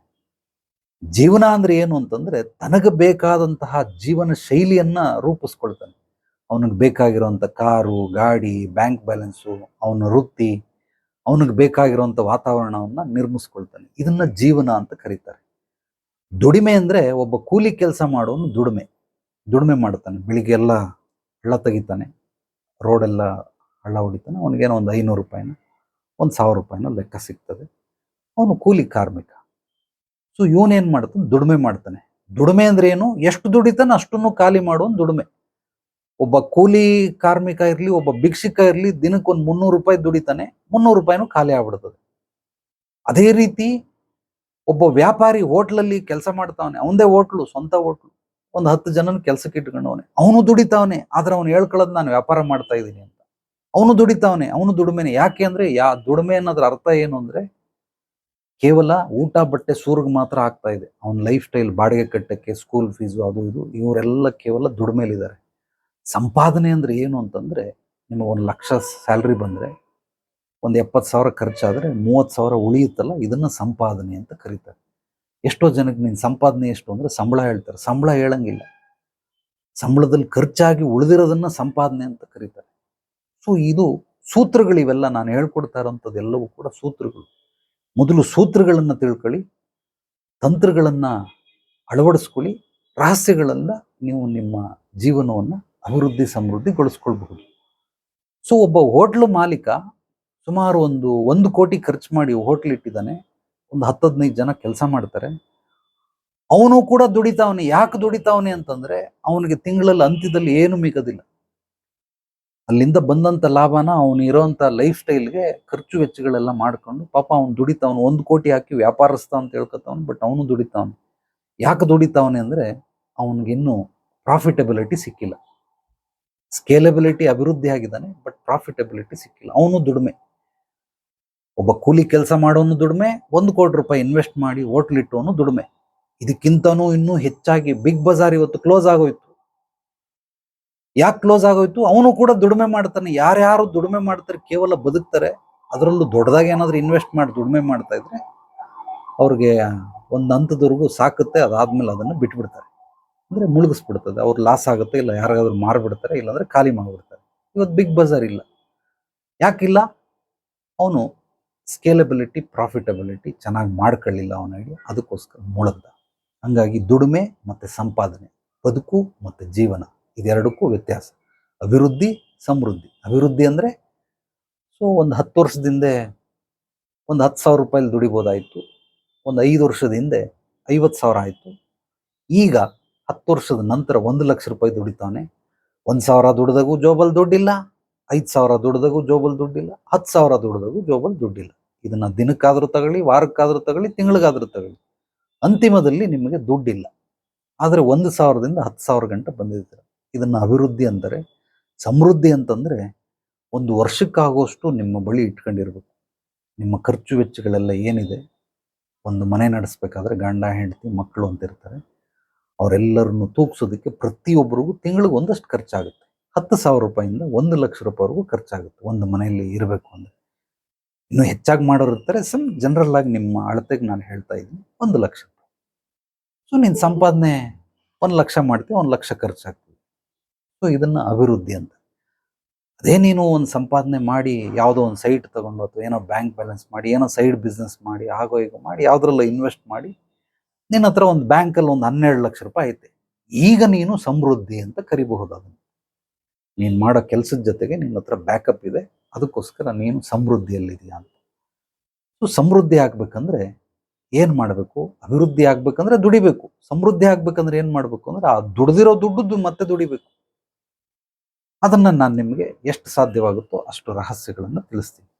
ಈಗ ಸ್ಕೇಲಬಿಲಿಟಿ, ಪ್ರಾಫಿಟಬಿಲಿಟಿ ಬೆಳೆಯೋದಕ್ಕೆ ಯಾರ್ಯಾರೆಲ್ಲ ಯಾವ್ಯಾವ ರೀತಿ ಇದು ಮಾಡ್ತಾರೆ ಅನ್ನೋದಕ್ಕೆ ನಾನು ನಿಮಗೆ ಒಂದಷ್ಟು ಭಾಗಗಳನ್ನು ಹಾಕ್ಕೊಂಡಿದ್ದೀನಿ. ಅಂದರೆ 9 ಪಾಯಿಂಟ್ಗಳನ್ನು ಬರ್ಕೊಂಡಿದ್ದೀನಿ. ಆಸಕ್ತಿ ಇರೋರು ಬೇಕಾದ್ರೆ ನೋಟ್ ಮಾಡ್ಕೊಳ್ಬೋದು. ಸೊ ಯಾವುದೇ ವ್ಯಕ್ತಿ ಈ ವ್ಯಾಪಾರದಲ್ಲಿ ಬರಬೇಕಾದ್ರೆ ಅವನು ಫೇಮಸ್ ಆಗಬೇಕಂದ್ರೆ, ಅಂದರೆ ಯಶಸ್ಸು ಕೀರ್ತಿ ಗಳಿಸೋದಕ್ಕೆ, ಅಭಿವೃದ್ಧಿ ಸಮೃದ್ಧಿ ಹೊಂದೋದಕ್ಕೆ, ಗುರಿ ಸಾಧನೆಯನ್ನು ಮುಟ್ಟೋದಕ್ಕೆ ಈ ನಾನು ಹೇಳೋ ಎಲ್ಲ ಅಂಶಗಳು ಅತ್ಯದ್ಭುತವಾಗಿ ಕೆಲಸಕ್ಕೆ ಬರ್ತದೆ. ಬಹಳ ಸುಲಭ. ಕ್ಯಾಲ್ಕುಲೇಷನ್ ನಂದಿದೆಯಲ್ಲ, ನಾನು ಹುಡುಕಾಟ ಜಾಸ್ತಿ ಮಾಡೋದು. ಉತ್ಖನನ ಕಾರ ಅಂತ ಕರೀತಾರೆ, ಉತ್ಖನನಕಾರರು ಅಂತ.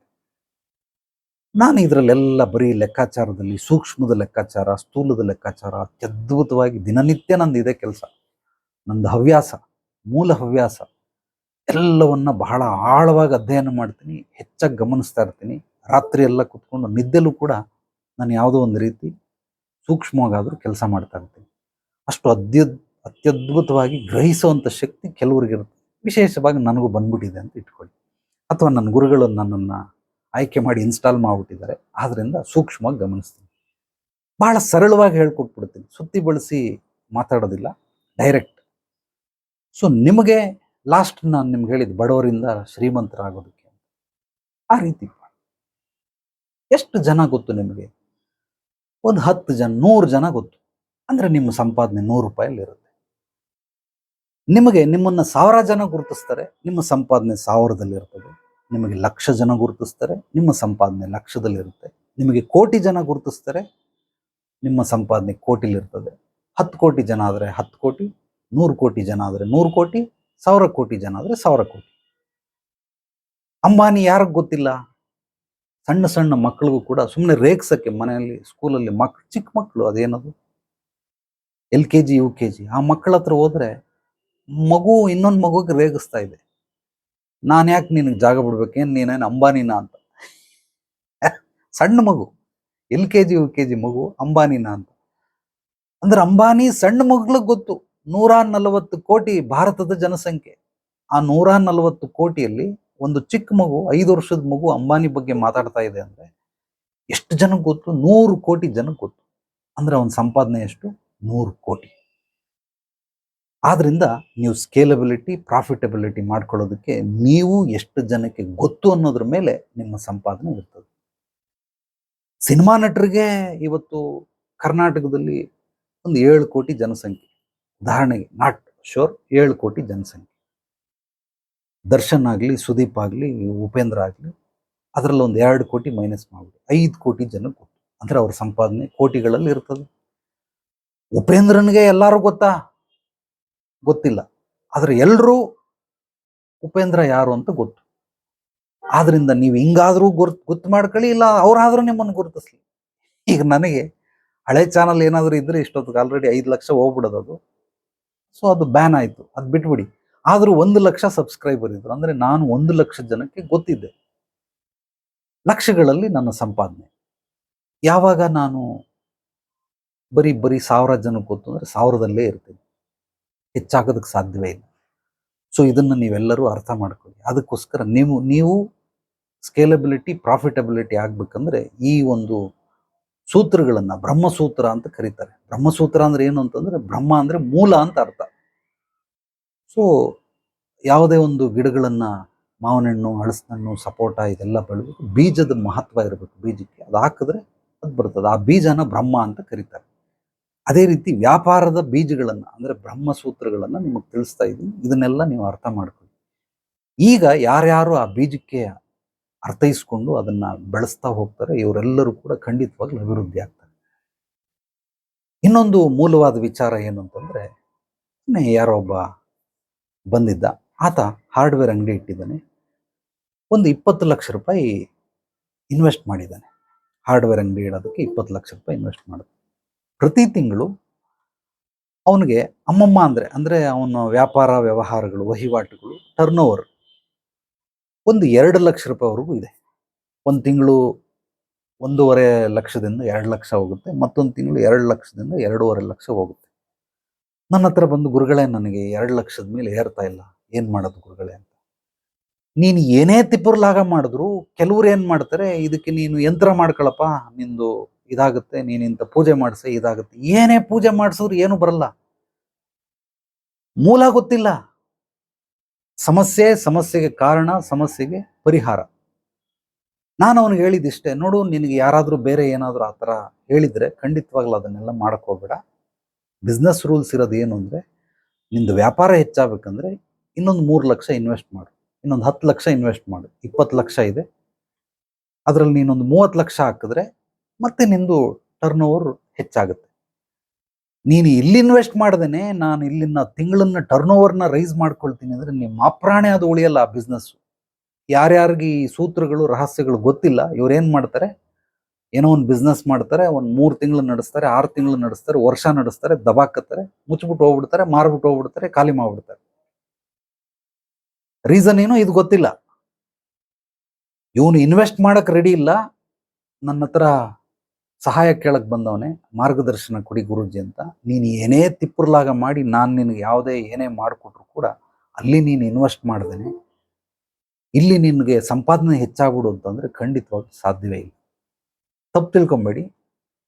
ಮಗು ಹುಟ್ಟುತ್ತೆ, ತಾಯಿ ಎದೆ ಹಾಲನ್ನ ಕುಡಿಸ್ತಾಳೆ, ಮಗು ಎಲ್ಲ ಹೀರ್ಕೊಂಡು ಖಾಲಿ ಮಾಡ್ಬಿಟ್ಟಿದೆ, ಇನ್ನು ಎಲ್ಲಿಂದ ಐತೆ ಹಾಲಿಲ್ಲ ಅಲ್ಲಿ ಮುಗ್ದೋಯ್ತು.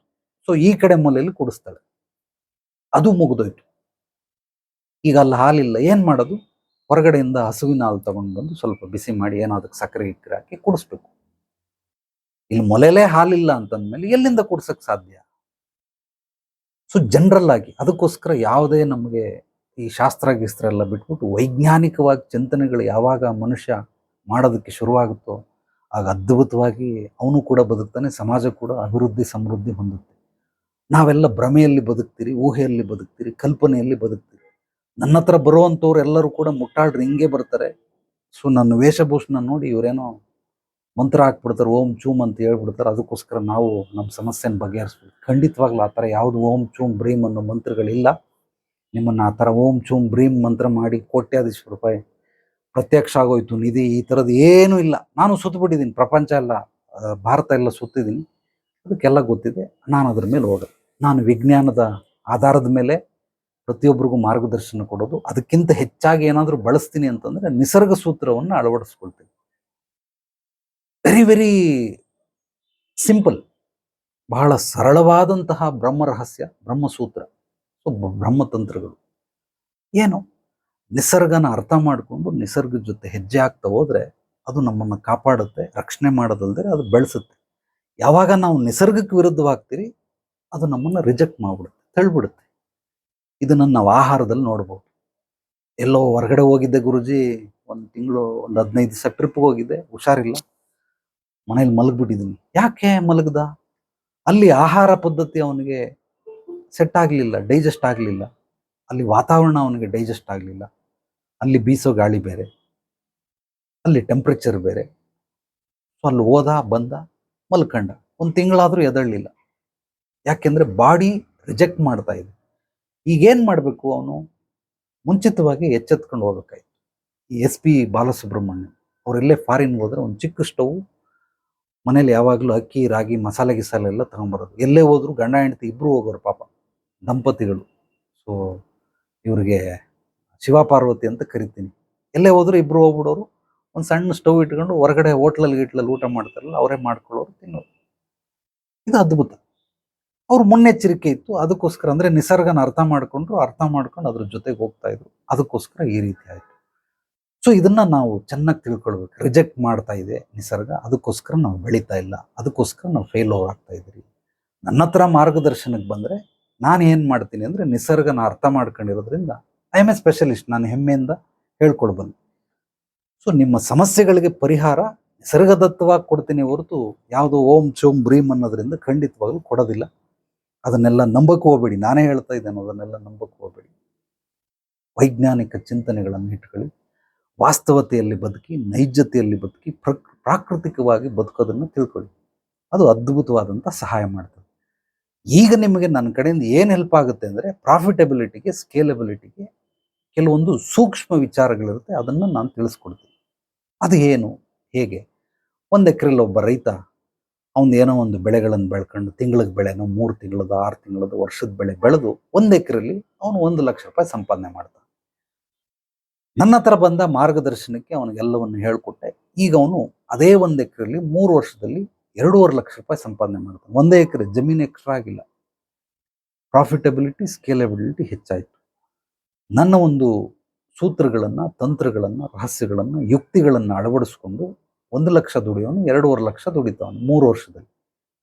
ಮತ್ತೆ ತಿರ್ಗಾ ಅದೇ 1 ಎಕರೆ ಈಗ 5 ಲಕ್ಷ ದುಡಿತಾವನು 1 ಎಕರೆ. ಏನದ್ರ ರಹಸ್ಯ?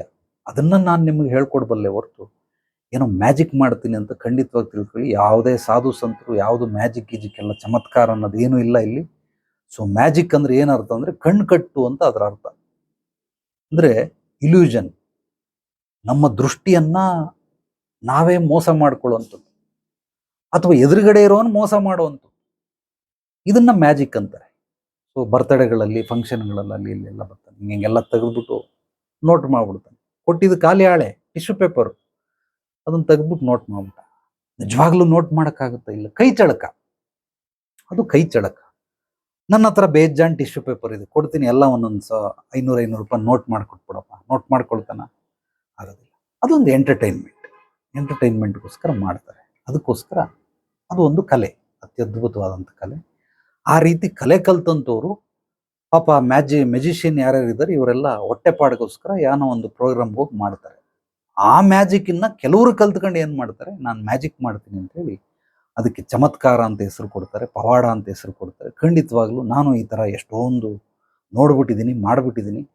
ಜನಗಳಿಗೆಲ್ಲ ಎಚ್ಚೆತ್ತಿಸ್ಕೊಳ್ಳೋದಕ್ಕೋಸ್ಕರ ನಾನು ಮಾಡಿರ್ತೀನಿ. ಆದ್ರಿಂದ ಖಂಡಿತವಾಗ್ಲೂ ಅದೆಲ್ಲ ಯಾವುದೇ ಇಲ್ವೇ ಇಲ್ಲ.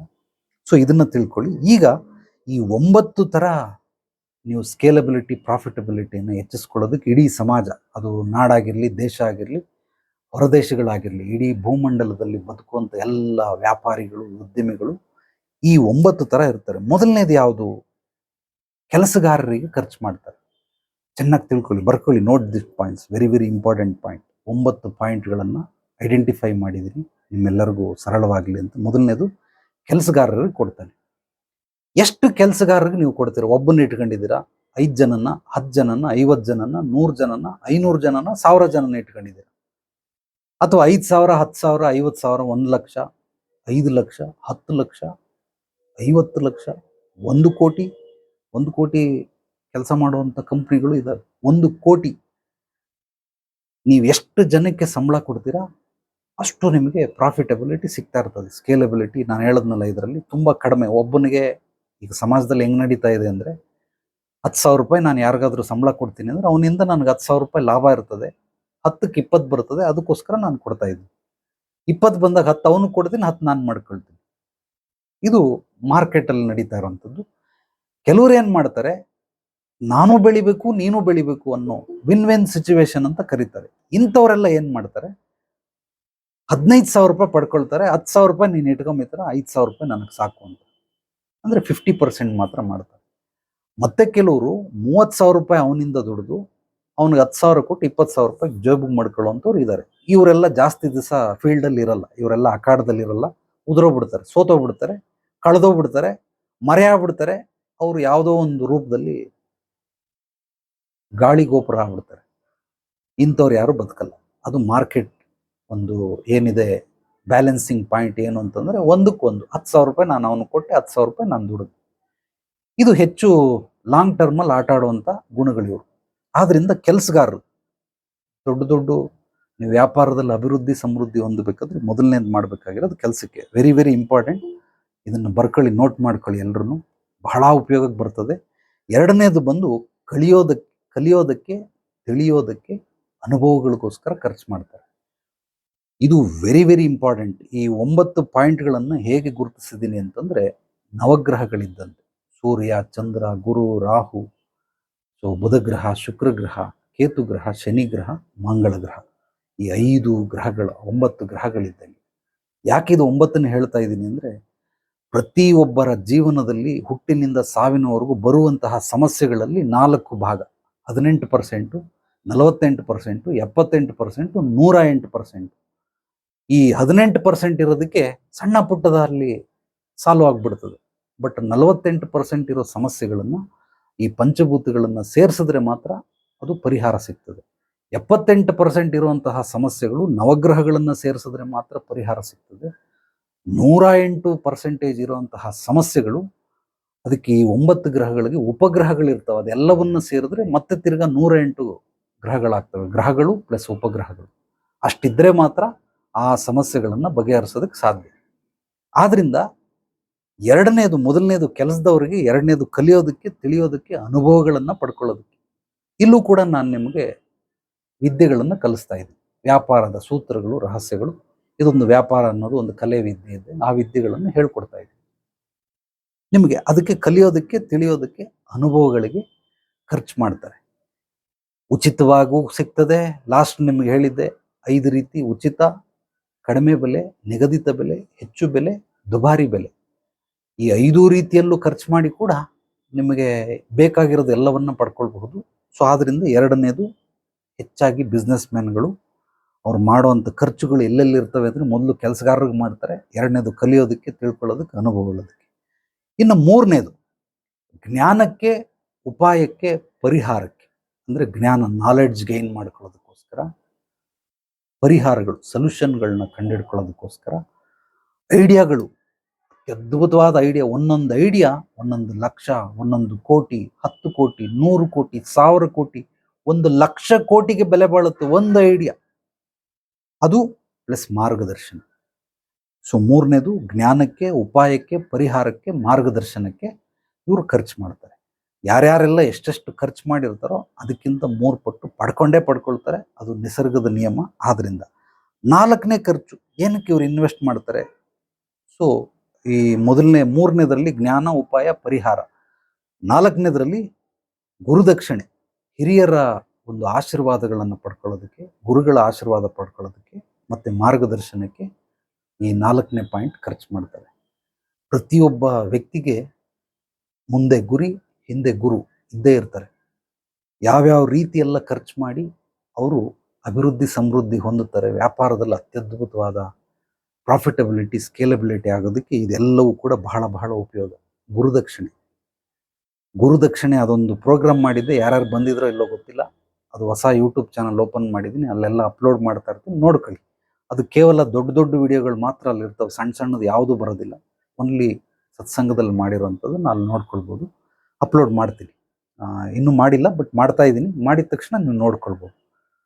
ಗುರುದಕ್ಷಿಣೆ ಅಂತಂದ್ರೆ ಏನು ಅಂದರೆ, ಏನೋ ಸರ್ವಿಸ್ ಕೊಟ್ಟರು, ಪರಿಹಾರ ಕೊಟ್ಟರು, ಅದೆಲ್ಲ ಗುರುದಕ್ಷಿಣೆ. ಏನೂ ಅವ್ರು ಮಾತಾಡೋದಿಲ್ಲ, ಸುಮ್ಮನೆ ಬಂದರು, ಆಶೀರ್ವಾದ ತಗೊಂಡ್ರು, ಓದು.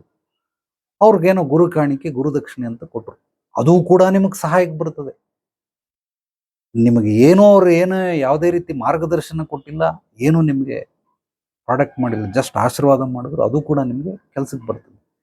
ಸೊ ಇದು 4ನೇ ಖರ್ಚು ವೆಚ್ಚಗಳು, ಅಂದರೆ ರಾಹುಗ್ರಹದಂಗೆ ಇರೋದು. 5ನೇದು ಯಾವುದು ಅಂತಂದರೆ ದಾನ ಧರ್ಮ.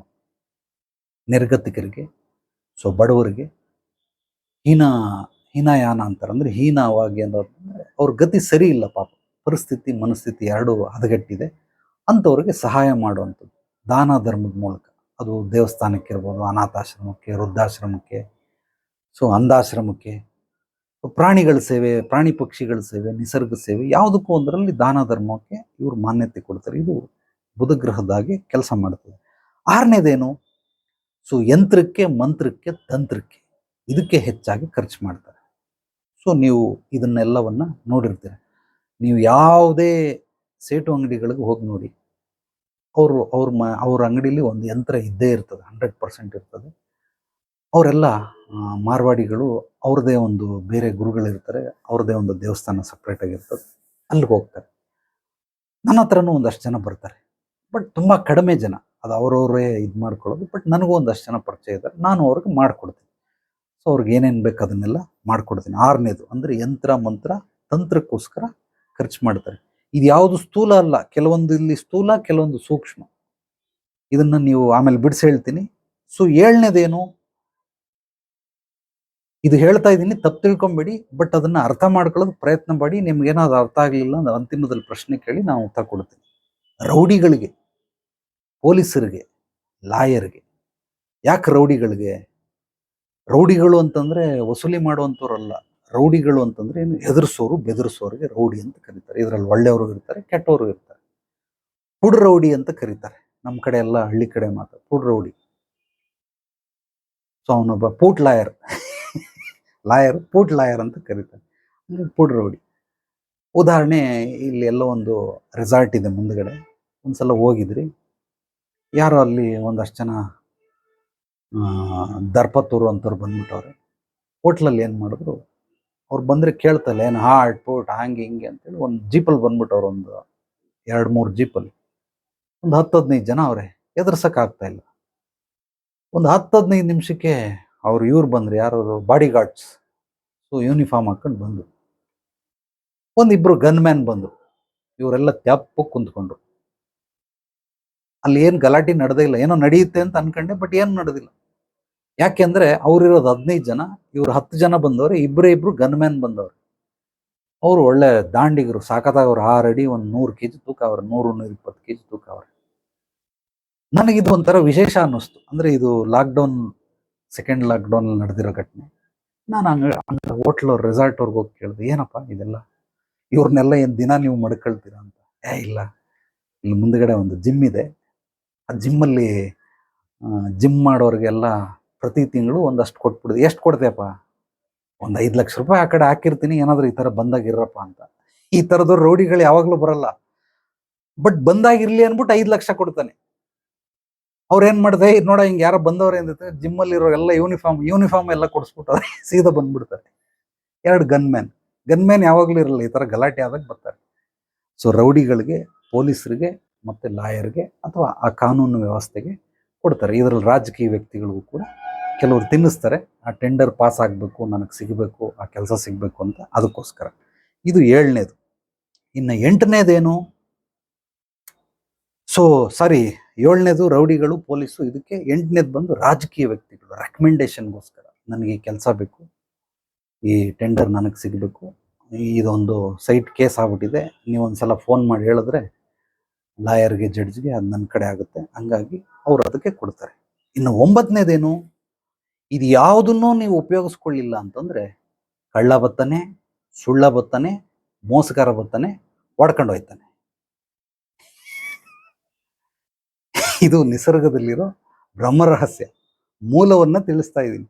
ಈ 9 ಥರ ನಿಮಗೆ ನೀವು ಅಭಿವೃದ್ಧಿ ಸಮೃದ್ಧಿ ಹೊಂದೋದಕ್ಕೆ, ಸ್ಕೇಲಬಿಲಿಟಿ, ಪ್ರಾಫಿಟಬಿಲಿಟಿ ಮಾಡ್ಕೊಳ್ಳೋದಕ್ಕೆ ಈ 9 ರೀತಿಯ ಒಂದು ಅತ್ಯದ್ಭುತವಾದಂತಹ ಸೂತ್ರಗಳಿವೆಲ್ಲ, ರಹಸ್ಯಗಳು, ತಂತ್ರಗಳು, ಯುಕ್ತಿಗಳಿವೆಲ್ಲ. ಇದರಲ್ಲಿ ಏನು ಮಾಡ್ತಾರೆ, 2 ವರ್ಗ ಮತ್ತೆ ತಿರ್ಗಾ ಡಿವೈಡ್ ಆಗುತ್ತೆ. ಏನು? ಒಂದು ಇದನ್ನೆಲ್ಲ ಮಾಡಿ ಲಾಭ ಗಳಿಸ್ತಂತವ್ರು, ಇನ್ನೊಂದು ಲಾಭ ಗಳಿಸಿದ್ಮೇಲೆ ಇದನ್ನೆಲ್ಲ ಮಾಡುವಂಥವ್ರು. ಚೆನ್ನಾಗಿ ಅರ್ಥ ಮಾಡ್ಕೊಳ್ಳಿ, ನಾನು ಹೇಳೋದ್ರಲ್ಲಿ ರಹಸ್ಯ ಅಡಕವಾಗಿದೆ. ಇದನ್ನೆಲ್ಲ ಮಾಡಿದ ಮೇಲೆ ಅವರು ಬೆಳೀತಾರೆ, ಅಥವಾ ಬೆಳೆದ ಮೇಲಾದರೂ ಮಾಡ್ತಾರೆ. ಈ 2 ಜನಗಳನ್ನ ನೋಡ್ಕೊಳ್ಬಹುದು. ಈ 2 ಜನನ್ನ ಬಿಟ್ಟು 2+1, ಈ 2+1 ಅಂತ ಯಾರು ಇರ್ತಾರೆ, ಇದನ್ನೆಲ್ಲ ಮಾರ್ಗದರ್ಶನ ಪಡ್ಕೊಂಡು ಬರ್ತಾರೆ. ಇವ್ರು ಬಹಳ ಬಹಳ ವಿರಳ. ಇವ್ರನ್ನ ಸಮಾಜದಲ್ಲಿ 80-20 ಪ್ರಿನ್ಸಿಪಲ್ ಅಂತಾರೆ. ಈ 2 ಮಾಡದ ಮೇಲಾದ್ರೂ ಕೊಡೋರು, ಮಾಡಕ್ಕಿಂತ ಮುಂಚೆನಾದ್ರೂ ಕೊಡೋರು. ಕೊಟ್ರೇನೆ ಅಲ್ಲಿ ಮಾಡಕ್ ಸಾಧ್ಯ, ಇಲ್ಲ ಅಂದ್ರೆ ಮಾಡಕ್ ಸಾಧ್ಯವಿಲ್ಲ. ಇದು 2 ವರ್ಗದ ಜೊತೆ +1 ಅವರು ನನ್ನಂಥವ್ರ ಬಳಿ ಮಾರ್ಗದರ್ಶನ ತಗೊಂಡು, ಗುರುಜಿ ನನಗೆ ಹಿಂಗೆಲ್ಲ ಸಮಸ್ಯೆಗಳಾಗ್ತವೆ, ಎಲ್ಲ ಬೇಡ, ನೀವು ಹೇಳ್ಬಿಡಿ ಏನು ಮಾಡಬೇಕು, ನಾನು ಈ 9ರಲ್ಲಿ ಕೆಲಸಗಾರರಿಗೆ ಕೊಡ್ಬೇಕಾ, ನಾವು ಕಲಿಯೋದಕ್ಕೆ, ತಿಳ್ಕೊಳ್ಳೋದಕ್ಕೆ, ಏನಾದರೂ ಅನುಭವಗಳು ಪಡ್ಕೊಳ್ಳೋದಕ್ಕೆ ಮಾಡಬೇಕಾ? ಸೊ 3ನೇದೇನು? ಜ್ಞಾನಕ್ಕೆ, ಉಪಾಯಕ್ಕೆ, ಪರಿಹಾರಕ್ಕೆ ಮಾಡಬೇಕಾ? ಗುರುದಕ್ಷಿಣೆಗೆ, ಗುರು ಕಾಣಿಕೆಗೆ, ಮಾರ್ಗದರ್ಶನಕ್ಕೆ ಕೊಡಬೇಕಾ? 5ನೇದೇನು? ದಾನ ಧರ್ಮ ಮಾಡಬೇಕಾ? 6ನೇದೇನು? ಯಂತ್ರ ಮಂತ್ರ ತಂತ್ರಕ್ಕೆ ಮಾಡಬೇಕಾ? 7ನೇದೇನು? ರೌಡಿಗಳು, ಪೊಲೀಸ್ಗಳಿಗೆ, ಲಾಯರ್ಗಳಿಗೆ ಕೊಡಬೇಕಾ? 8ನೇದೇನು? ರಾಜಕೀಯ ವ್ಯಕ್ತಿಗಳಿಗೆ ಕೊಡಬೇಕಾ? ಇಲ್ಲ ಸುಳ್ಳಂಗೆ, ಕಳ್ಳಂಗೆ, ಮೋಸಗಾರಂಗೆ ಕೊಡಬೇಕಾ? ಈಗ ನನ್ನ ಹತ್ರ ಬಂದರೆ ಆ 3 ಹೋಗ್ಬಿಡ್ತದೆ. 9ರಲ್ಲಿ 3 ಭಾಗ ಹೋಗ್ಬಿಡ್ತದೆ, ಕೇವಲ 6 ಭಾಗದಲ್ಲಿ ಇರ್ತದೆ. ಈ 6 ಭಾಗದಲ್ಲಿ ನನ್ನ ಹತ್ರ ಬಂದವರಿಗೆ ಅವರ ಒಂದು ಪರಿಸ್ಥಿತಿ, ಮನಸ್ಥಿತಿ ಪ್ಲಸ್ ವಾತಾವರಣ, ಏನು ವ್ಯಾಪಾರ ಮಾಡ್ತಾ ಇದ್ದಾರೆ, ಅವ್ರ ಪೂರ್ವಾಪರಗಳನ್ನೆಲ್ಲ ಅತ್ಯದ್ಭುತವಾಗಿ ಅಧ್ಯಯನ ಮಾಡಿ ಈ 6 ಪಾಯಿಂಟ್ಗಳಲ್ಲಿ ಅವನಿಗೆ ಯಾವುದು ಸೂಟ್ ಆಗುತ್ತೆ ಅದನ್ನು ಕೊಡ್ತೀನಿ. ಇದು ನನಗೆ ನಮ್ಮ ಗುರುಗಳು ಒಳ್ಳೆ ಅತ್ಯದ್ಭುತವಾಗಿ ಹೇಳ್ಕೊಂಡಿದ್ದಾರೆ. ಸಮಸ್ಯೆಗಳು, ಸಮಸ್ಯೆಗೆ ಕಾರಣ, ಸಮಸ್ಯೆಗೆ ಪರಿಹಾರ. ಒಂದು ಉದಾಹರಣೆ ನಿಮಗೆ ಹೆಸರು ಹೇಳಕ್ ಹೋಗಲ್ಲ, ಯಾರಿಗೋ ಒಬ್ರಿಗೆ ಸುಪ್ರಸಿದ್ಧಿ ವ್ಯಕ್ತಿನೇ, ಮಕ್ಕಳಿಲ್ಲ, 14-15 ವರ್ಷ ಆಗಿದೆ ಮದುವೆ ಆಗಿ, ಮಕ್ಕಳಿಲ್ಲ. ಅವ್ರಿಗೆ ಅಲ್ಲಲ್ಲೇ ಸುತ್ತಕೊಂಡು ಸುತ್ತಮುತ್ತ ಏನೋ ಹೇಳಿದ್ದಾರೆ ಹಿಂಗೆಲ್ಲ ಮಾಡಿ ಅಂತ. ಅವ್ರೇನ್ ಮಾಡ್ತಾರೆ, ಪ್ರತಿಯೊಬ್ಬ ಆ ಊರಲ್ಲಿರೋರಿಗೆ, ಪಕ್ಕದೂರವ್ರಿಗೆ, ಹೆಚ್ಚು ಕಡಿಮೆ ರಾಜ್ಯಕ್ಕೆ ಅವನು ಊಟ ದಾನ ಅನ್ನದಾನ ಮಾಡ್ತಾನೆ. ಅನ್ನದಾನಗಳೆಲ್ಲ ಮಾಡ್ಕೊಂಡು ಬರ್ತಾನೆ. ವಸ್ತ್ರದಾನ ಮಾಡ್ತಾನೆ. ಅನ್ನದಾನ, ವಸ್ತ್ರದಾನ. ನನ್ನ ಹತ್ರ ಬರೋದಕ್ಕಿಂತ ಮುಂಚೆ ಒಂದು 3 ವರ್ಷದಲ್ಲಿ ಹೆಚ್ಚು ಕಡಿಮೆ ಅವನು 1-1.5 ಕೋಟಿ ಖರ್ಚು ಮಾಡಿದ್ದಾನೆ. ಏನಕ್ಕೆ?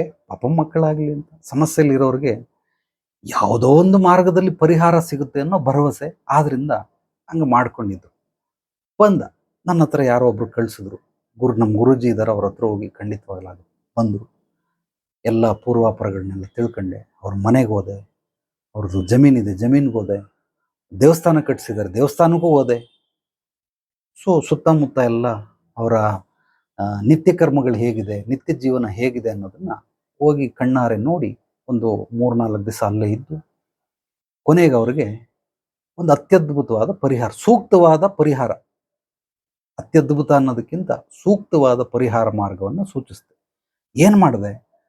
ಅವ್ರು ಮಾಡ್ತಾ ಇರೋದು ದಾನ ಧರ್ಮನೇ, ತಪ್ಪಲ್ಲ, ಬಹಳ ಒಳ್ಳೆ ಕೆಲಸ ಮಾಡ್ತಾವ್ರೆ, ಗುಡ್. ಬಟ್ ಅವ್ರ ಸಮಸ್ಯೆಗೆ ಪರಿಹಾರ ಅದಲ್ಲ. ಅದು ಇವ್ರಿಗೆ ಪುಣ್ಯ ಕಾರ್ಯವನ್ನ ಮಾಡ್ತಾ ಇದ್ದಾರೆ, ಪುಣ್ಯ ಸಿಕ್ಕೇ ಸಿಗ್ತದೆ. ಆದರೆ ಪರಿಹಾರ ಏನು? ಅವ್ರಿಗೆ ನಾನು ಸೂಚನೆ ಮಾಡಿದಂಥದ್ದು, ಮೊದಲು ನೀವು ಇದನ್ನ ಮಾಡಿ ಬಿಡಿ, ನಾನು ನಿಮಗೆ ಅಡ್ಡಪಡಿಸಲ್ಲ. ನೀವು ಮಾಡಬೇಕಾಗಿರೋದಂದ್ರೆ, ನಿಮಗೆ ಮಕ್ಕಳಾಗಬೇಕಂದ್ರೆ ಮೂಲವಾಗಿ ನೀವು ಪ್ರಾಣಿ ಪಕ್ಷಿಗಳಿಗೆ ಹೊಟ್ಟೆ ತುಂಬ ಅದು ತೃಪ್ತಿಗೊಳ್ಬೇಕು. ಆ ರೀತಿ ಅದು ಪ್ರಾಣಿಗಳಾದರೂ ಆಗಲಿ, ಪಕ್ಷಿಗಳಾದರೂ ಆಗಲಿ, ಎರಡಕ್ಕೂ ಮಾಡಂಗಿದ್ರೆ ಮಾಡಿ ಕರೆಕ್ಟಾಗಿ 21 ತಿಂಗಳಲ್ಲಿ 1080 ಗಿಡಗಳನ್ನು ನೆಡಿ. ಆ ಗಿಡಗಳಲ್ಲಿ ಇಂತಿಂಥ ಗಿಡಗಳೇ ಅಂತ ಅಂದ್ಬಿಟ್ಟು ಲೀಸ್ಟ್ ಮಾಡಿ ಅವ್ರಿಗೆ ಕೊಟ್ಟೆ. 1080 ಗಿಡಗಳನ್ನು ನೀವು ನೆಟ್ಟಿದ ತಕ್ಷಣನೇ ಖಂಡಿತವಾಗ್ಲೂ ನಿಮ್ಮ ಹೆಂಡತಿ ಪ್ರೆಗ್ನೆಂಟ್ ಆಗ್ತಾಳೆ, ಆಕೆ ಬಸರಾಗ್ತಾಳೆ, ಆಕೆಗೆ ಗರ್ಭ ನಿಲ್ಲುತ್ತೆ. ಯಾವಾಗ ಇದ್ರ ಒಳಗಡೆನೆ ಆಗೋಯ್ತು, ಅವಾಗ ನೀವು ಆಗೋಯ್ತು ಬಿಟ್ಬಿಡು ಅಂತ ನಿಲ್ಸೋದು ಬೇಡ, ಅದು ಕಂಟಿನ್ಯೂ ಮಾಡ್ಬಿಡಿ ಅಂತ ಕರೆಕ್ಟಾಗಿ ಎಲ್ಲ ಬರೆದಿಟ್ಟಿದ್ರಿ. 764 ಗಿಡಗಳು, 64ನೇ ಗಿಡ ನೆಡಬೇಕಾದ್ರೆ ಮನೆಯಿಂದ ಫೋನ್ ಬಂತು, ಕನ್ಸೀವ್ ಆಗಿದ್ದಾಳೆ ಅಂತ. ಸೊ ನಾನು ಹೇಳ್ತಾ ಇರೋದನ್ನ ಚೆನ್ನಾಗಿ ಅರ್ಥ ಮಾಡ್ಕೊಳ್ಳಿ. ಇಲ್ಲಿ ಆತ ಮಾಡಿದ್ದು 1 ಕೋಟಿ 3 ವರ್ಷದಿಂದ ಆಹಾರ ಮತ್ತೆ ವಸ್ತ್ರ ಕೊಟ್ಟವನೇ, ಅದು ಪುಣ್ಯ ಕೆಲಸನೇ, ಅದು ಸಹಾಯ. ಪಾಪ ಹೃದಯವಂತಿಕೆ ಇರೋರು ಮಾತ್ರ ಮಾಡ್ತಾರೆ. ಬಟ್ ಇದು ಪರಿಹಾರ ಅಲ್ಲ. ಈ 9 ರೀತಿಯಲ್ಲಿ ಯಾವ ಪರಿಹಾರ ಯಾರಿಗೆ ಸೂಕ್ತ, ಎಲ್ಲವನ್ನೂ ಮಾಡಲೇಬೇಕು, ಬಟ್ ಹೆಚ್ಚಾಗಿ ಯಾವುದನ್ನು ಮಾಡಬೇಕು ಅದನ್ನ ನಾನು ಅವನಿಗೆ ಹೇಳ್ಕೊಟ್ಟಿರೋದ್ರಿಂದ ಆತ, ಸೊ ನಾನು ಹೇಳ್ದಂಗೆ ಪ್ರಾಣಿ ಪಕ್ಷಿಗಳಿಗೂ ಮಾಡೋನು ಪಾಪ. ಅವನಿಗೆ ಮುಂಚೆ ಏನ್ ಮಾಡ್ಕೊಂಬಂದಿದ್ದ ಅದನ್ನೂ ಬಿಡ್ಲಿಲ್ಲ, ಅದಕ್ಕೆ ಮತ್ತೆ ತಿರ್ಗಾ ಅದನ್ನೂ ಮಾಡ್ತಾವನೆ. ನಾನು ಹೇಳ್ದಂಗೆ 1080 ಗಿಡಗಳನ್ನು ನೆಡೋ ಅಂತ ಹೇಳಿದ್ದ. ಡೆಲಿವರಿ ಆಯಿತು, 1080 ನೆಟ್ಟ. ಗುರುಜಿ ನಾನು ಇದನ್ನು ಕಂಟಿನ್ಯೂ ಮಾಡ್ಲಪ್ಪ ಅಂತ. ಖಂಡಿತವಾಗ್ಲೂ ಮಾಡಯ್ಯ, ನೀನು ಮಾಡ ಮಿತ್ರ. ನೀನು ಎಷ್ಟು ಇನ್ನೂ 10,080 ಗಿಡಗಳು, 800 ಗಿಡಗಳು ನೆಡ್ತೀಯ, ನೆಡು. ಹುಟ್ಟಿರೋ ಮಗು ಕೂಡ ಅತ್ಯದ್ಭುತವಾಗಿ ಬೆಳೀತದೆ. ನೀನು ಇದನ್ನು ಮುಂದುವರ್ಸ್ಕೊಂಡು ಹೋಗು, ಇನ್ನೊಂದು ಮಗುನೂ ಆಗುತ್ತೆ ನಿಮಗೆ. ಆಲ್ರೆಡಿ ಏಜ್ ಆಯ್ತು, ನೀನು ತಲೆ ಕೆಡಿಸ್ಕೋಬೇಡ ಕಣ, ಇನ್ನೊಂದು ಮಗುನೂ ಆಗುತ್ತೆ, ಮಾಡು. ಸೊ ಅವನು ಏನೋ ನನಗೆ ಒಂದಷ್ಟು ಸಂಭಾವನೆ ಅಂತ ಕೊಟ್ಟ. ಸೊ ಇಲ್ಲಿ ಖರ್ಚು ಮಾಡೋದು ಇಂಪಾರ್ಟೆಂಟ್ ಅಲ್ಲ, ಸೂಕ್ತವಾಗಿ ಖರ್ಚು ಮಾಡೋದು ಇಂಪಾರ್ಟೆಂಟ್. ಏನನ್ನ ಮಾಡಬೇಕು, ಏನನ್ನ ಮಾಡಬಾರ್ದು, ಹೇಗೆ ಮಾಡಬೇಕು, ಇದು ತ್ರಿಶಕ್ತಿಗಳು, ಬ್ರಹ್ಮ ರಹಸ್ಯ. ಇದನ್ನ 3 ತಿಳ್ಕೊಂಡ್ರೆ ಸಾಕು, ಅದ್ಭುತವಾಗಿ ಮಾಡ್ತಾನೆ. ಪಾಪ ಅವನು ಮಾಡ್ತಾವನೆ, ಆದ್ರೆ ಅದು ಉಪಯೋಗಕ್ಕೆ ಬಂತ, ಅದು ಸೂಕ್ತವಾದದ್ದ, ಸರಿಯಾದದ್ದ ಇಲ್ಲ. ಆದ್ರಿಂದ ಇಲ್ಲೆಲ್ಲರೂ ಕೂಡ ಖಂಡಿತವಾಗ್ಲೂ ಮಾಡ್ತಾರೆ. ಅಂದ್ರೆ ಯಾರ್ಯಾರು ಬಡವರು ಇದ್ದಾರೆ ಪಾಪ, ಇವರು ವರ್ಷಗಳಲ್ಲಿ ಬದುಕ್ತಾವ್ರೆ. ಅಂದ್ರೆ ಅವ್ರದ್ದು ಲೆಕ್ಕಾಚಾರ ವರ್ಷಗಳು. ಅವ್ರಿಗೆ ಆದಾಯ ಏನಾದರೂ ಒಂದು ಅಷ್ಟು ದುಡ್ಡು ಕಾಣಬೇಕು ಅಂದ್ರೆ ವರ್ಷ ಕಾಯ್ಬೇಕು. ಯಾರ್ಯಾರು ಮಧ್ಯಮ ವರ್ಗದವ್ರು ಇರ್ತಾರೆ ಇವರೆಲ್ಲ ತಿಂಗಳುಗಳಲ್ಲಿ ಕಾಯ್ತಾರೆ, ವಾರ ತಿಂಗಳುಗಳಲ್ಲಿ ಅವ್ರಿಗೆ ಕಾಯ್ದ್ರೆ ಅವ್ರಿಗೆ ದುಡ್ಡು ಸಿಗ್ತದೆ. ಶ್ರೀಮಂತರೆಲ್ಲ ನಿಮಿಷಗಳು ಗಂಟೆಗಳಲ್ಲಿ ಬದುಕ್ತಾರೆ. ಅಂದ್ರೆ ಅವ್ರಿಗೆ ದುಡ್ಡು ಬರಬೇಕು ಅಂದ್ರೆ ನಿಮಿಷಗಳು ಕಳಿಬೇಕು, ಇಲ್ಲ ಗಂಟೆ ಕಳಿಬೇಕು. ಆಗರ್ಭ ಶ್ರೀಮಂತರು ಅದು ಸೆಕೆಂಡಿಂದ ನಿಮಿಷಗಳು, ಅವ್ರಿಗೆ ಒಂದೊಂದು ಸೆಕೆಂಡ್ಗೆ ದುಡ್ಡು ಬರ್ತಾ ಇರ್ತದೆ. ದುಡ್ಡು ಯಾವಾಗ ಬರ್ತದೆ ಅಂದ್ರೆ 1 ಸೆಕೆಂಡಲ್ಲಿ ಬರ್ತದೆ, ಇಲ್ಲಾಂದ್ರೆ 1 ನಿಮಿಷದಲ್ಲಾದ್ರೂ ಬರ್ತದೆ. 60 ಸೆಕೆಂಡ್ ಆಗಿದ ತಕ್ಷಣ ದುಡ್ಡು ಬಂದು ಬೀಳ್ತದೆ. ಬಡವ್ರಿಗೆ ಯಾವಾಗ ಸಿಗ್ತದೆ? ವರ್ಷಕ್ಕೆ. ಸೊ 6 ತಿಂಗಳಾಗ್ಬೋದು, ವರ್ಷ ಆಗ್ಬೋದು, 1.5 ವರ್ಷ ಆಗ್ಬೋದು, 2 ವರ್ಷ ಆಗ್ಬೋದು. ಸೊ ಇಷ್ಟು ವಿಚಾರವನ್ನ ನಾನು ನಿಮಗೆ ತಿಳಿಸಿದ್ದೀನಿ. ಇದರಲ್ಲಿ ಮತ್ತೊಂದು ಮೂಲವಾದ ವಿಚಾರ ಬೇಸಿಕ್, ಅಡ್ವಾನ್ಸ್, ಮಾಸ್ಟರ್. ಇದನ್ನ ಚೆನ್ನಾಗಿ ತಿಳ್ಕೊಂಬಿಡಿ. ಯಾರ್ಯಾರು ನಾನು ಹೇಳೋದನ್ನ ನಾನು ಎಲ್ಲವನ್ನ ಹೇಳ್ಕೊಟ್ಬಿಟ್ಟಿದ್ದೀನಿ, ಬಟ್ ನೀವೆಷ್ಟು ರಿಸೀವ್ ಮಾಡ್ಕೊಂಡಿದ್ದೀರಾ ಅದು ಗೊತ್ತಿಲ್ಲ. ನಿಮಗೇನಾದರೂ ನಾನು ಹೇಳಿದ್ರಲ್ಲಿ ಬೇಸಿಕ್ ಅರ್ಥ ಆಗಿದ್ರೆ ಅದು ನಿಮಗೆ ಸಾವಿರಗಳಲ್ಲಿ ಲಾಭ ತಂದು ಕೊಡ್ತದೆ. ನಿಮಗೇನಾದರೂ ನಾನು ಹೇಳಿದ ವಿಚಾರ ಅಡ್ವಾನ್ಸ್ ಲೆವೆಲಲ್ಲಿ ಅರ್ಥ ಆಗಿದ್ರೆ ನಿಮಗದು ಲಕ್ಷಗಳಲ್ಲಿ ಲಾಭ ತಂದು ಕೊಡುತ್ತೆ. Scalability, profitability. ನಾನು ಹೇಳಿದ್ದು ನಿಮಗೇನಾದರೂ ಮಾಸ್ಟರ್ ಲೆವೆಲಲ್ಲಿ ಏನಾದರೂ ನೀವು ಗ್ರಹಿಸಿದ್ರೆ ಖಂಡಿತವಾಗ್ಲೂ ನಿಮಗೆ ಅದು ಕೋಟಿಗಳಲ್ಲಿ ಲಾಭವನ್ನು ತಂದುಕೊಡುತ್ತೆ. ಸೊ ಆದ್ದರಿಂದ ಇದಿಷ್ಟು ವಿಚಾರಗಳನ್ನು ನಾನು ನಿಮಗೆ ತಿಳಿಸಿದ್ದೀನಿ. Basic, advance, master level. ಒಂದು ಶಾಲೆಯಲ್ಲಿ 100 ಜನ ವಿದ್ಯಾರ್ಥಿಗಳು, ಒಬ್ಬ ಗುರು. ಸೊ ಆ ಗುರುಗಳು 100 ಜನಕ್ಕೂ ಒಂದೇ ಥರ ಪಾಠ ಮಾಡ್ತಾರೆ. ಬಟ್ ಎಲ್ಲರೂ ಅರ್ಜುನರಾದ್ರ? ಆಗಲಿಲ್ಲ. ಯಾಕೆ ಅರ್ಜುನರಾದರು? ಯಾಕೆಂದರೆ ಅವನಿಗೆ ಗ್ರಹಿಸುವಂತಹ ಶಕ್ತಿ ಹೆಚ್ಚಾಗಿದೆ, ಹೇರಳವಾಗಿದೆ. ಅವನು ಬೇಸಿಕ್ ಲೆವೆಲಲ್ಲೂ ಗ್ರಹಿಸಲಿಲ್ಲ, ಅಡ್ವಾನ್ಸ್ ಲೆವೆಲಲ್ಲೂ ಗ್ರಹಿಸಲಿಲ್ಲ, ಮಾಸ್ಟರ್ ಲೆವೆಲಲ್ಲಿ ಗ್ರಹಿಸ್ತಾ, ಅದಕ್ಕೋಸ್ಕರ ಅವನು ಅರ್ಜುನ ಆದ. ಸೊ ನಾನು ಕೂಡ ನಿಮಗೆ ಒಬ್ಬ ಗುರುವಿನಂತೆ ಎಲ್ಲವನ್ನು ಹೇಳ್ಕೊಟ್ಟಿದ್ದೀನಿ. ಅದು ಗ್ರಹಿಸೋದು ಬಿಡೋದು ನಿಮಗೆ ಬಿಟ್ಟಿದ್ದು. ಈಗೇನಾದರೂ ನಿಮ್ಮ ಪ್ರಶ್ನೆಗಳಿದ್ರೆ ಮುಕ್ತವಾಗಿ ನನ್ನ ಹತ್ರ ಕೇಳಿ ತಿಳ್ಕೊಳ್ಬೋದು. ನನ್ನ ಅನುಭವದ ಉತ್ತರಗಳನ್ನು, ನಾನು ಅಧ್ಯಯನ ಮಾಡಿರೋ ಉತ್ತರಗಳನ್ನು, ಗುರುಗಳು ಹೇಳಿಕೊಟ್ಟಂತಹ ಎಲ್ಲ ಸೂತ್ರಗಳು, ರಹಸ್ಯಗಳು, ತಂತ್ರಗಳು, ಯುಕ್ತಿಯನ್ನು ನಿಮ್ಮೊಂದಿಗೆ ಉದಾಹರಣೆ ಮೂಲಕ ಸಂಕ್ಷಿಪ್ತವಾಗಿ, ವಿವರವಾಗಿ ಹೇಳ್ತೀನಿ. ಎಸ್,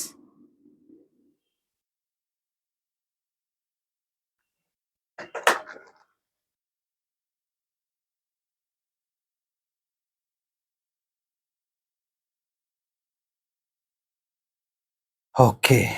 ಯಾರಿಗೇನು ಪ್ರಶ್ನೆಗಳಿಲ್ವಾ?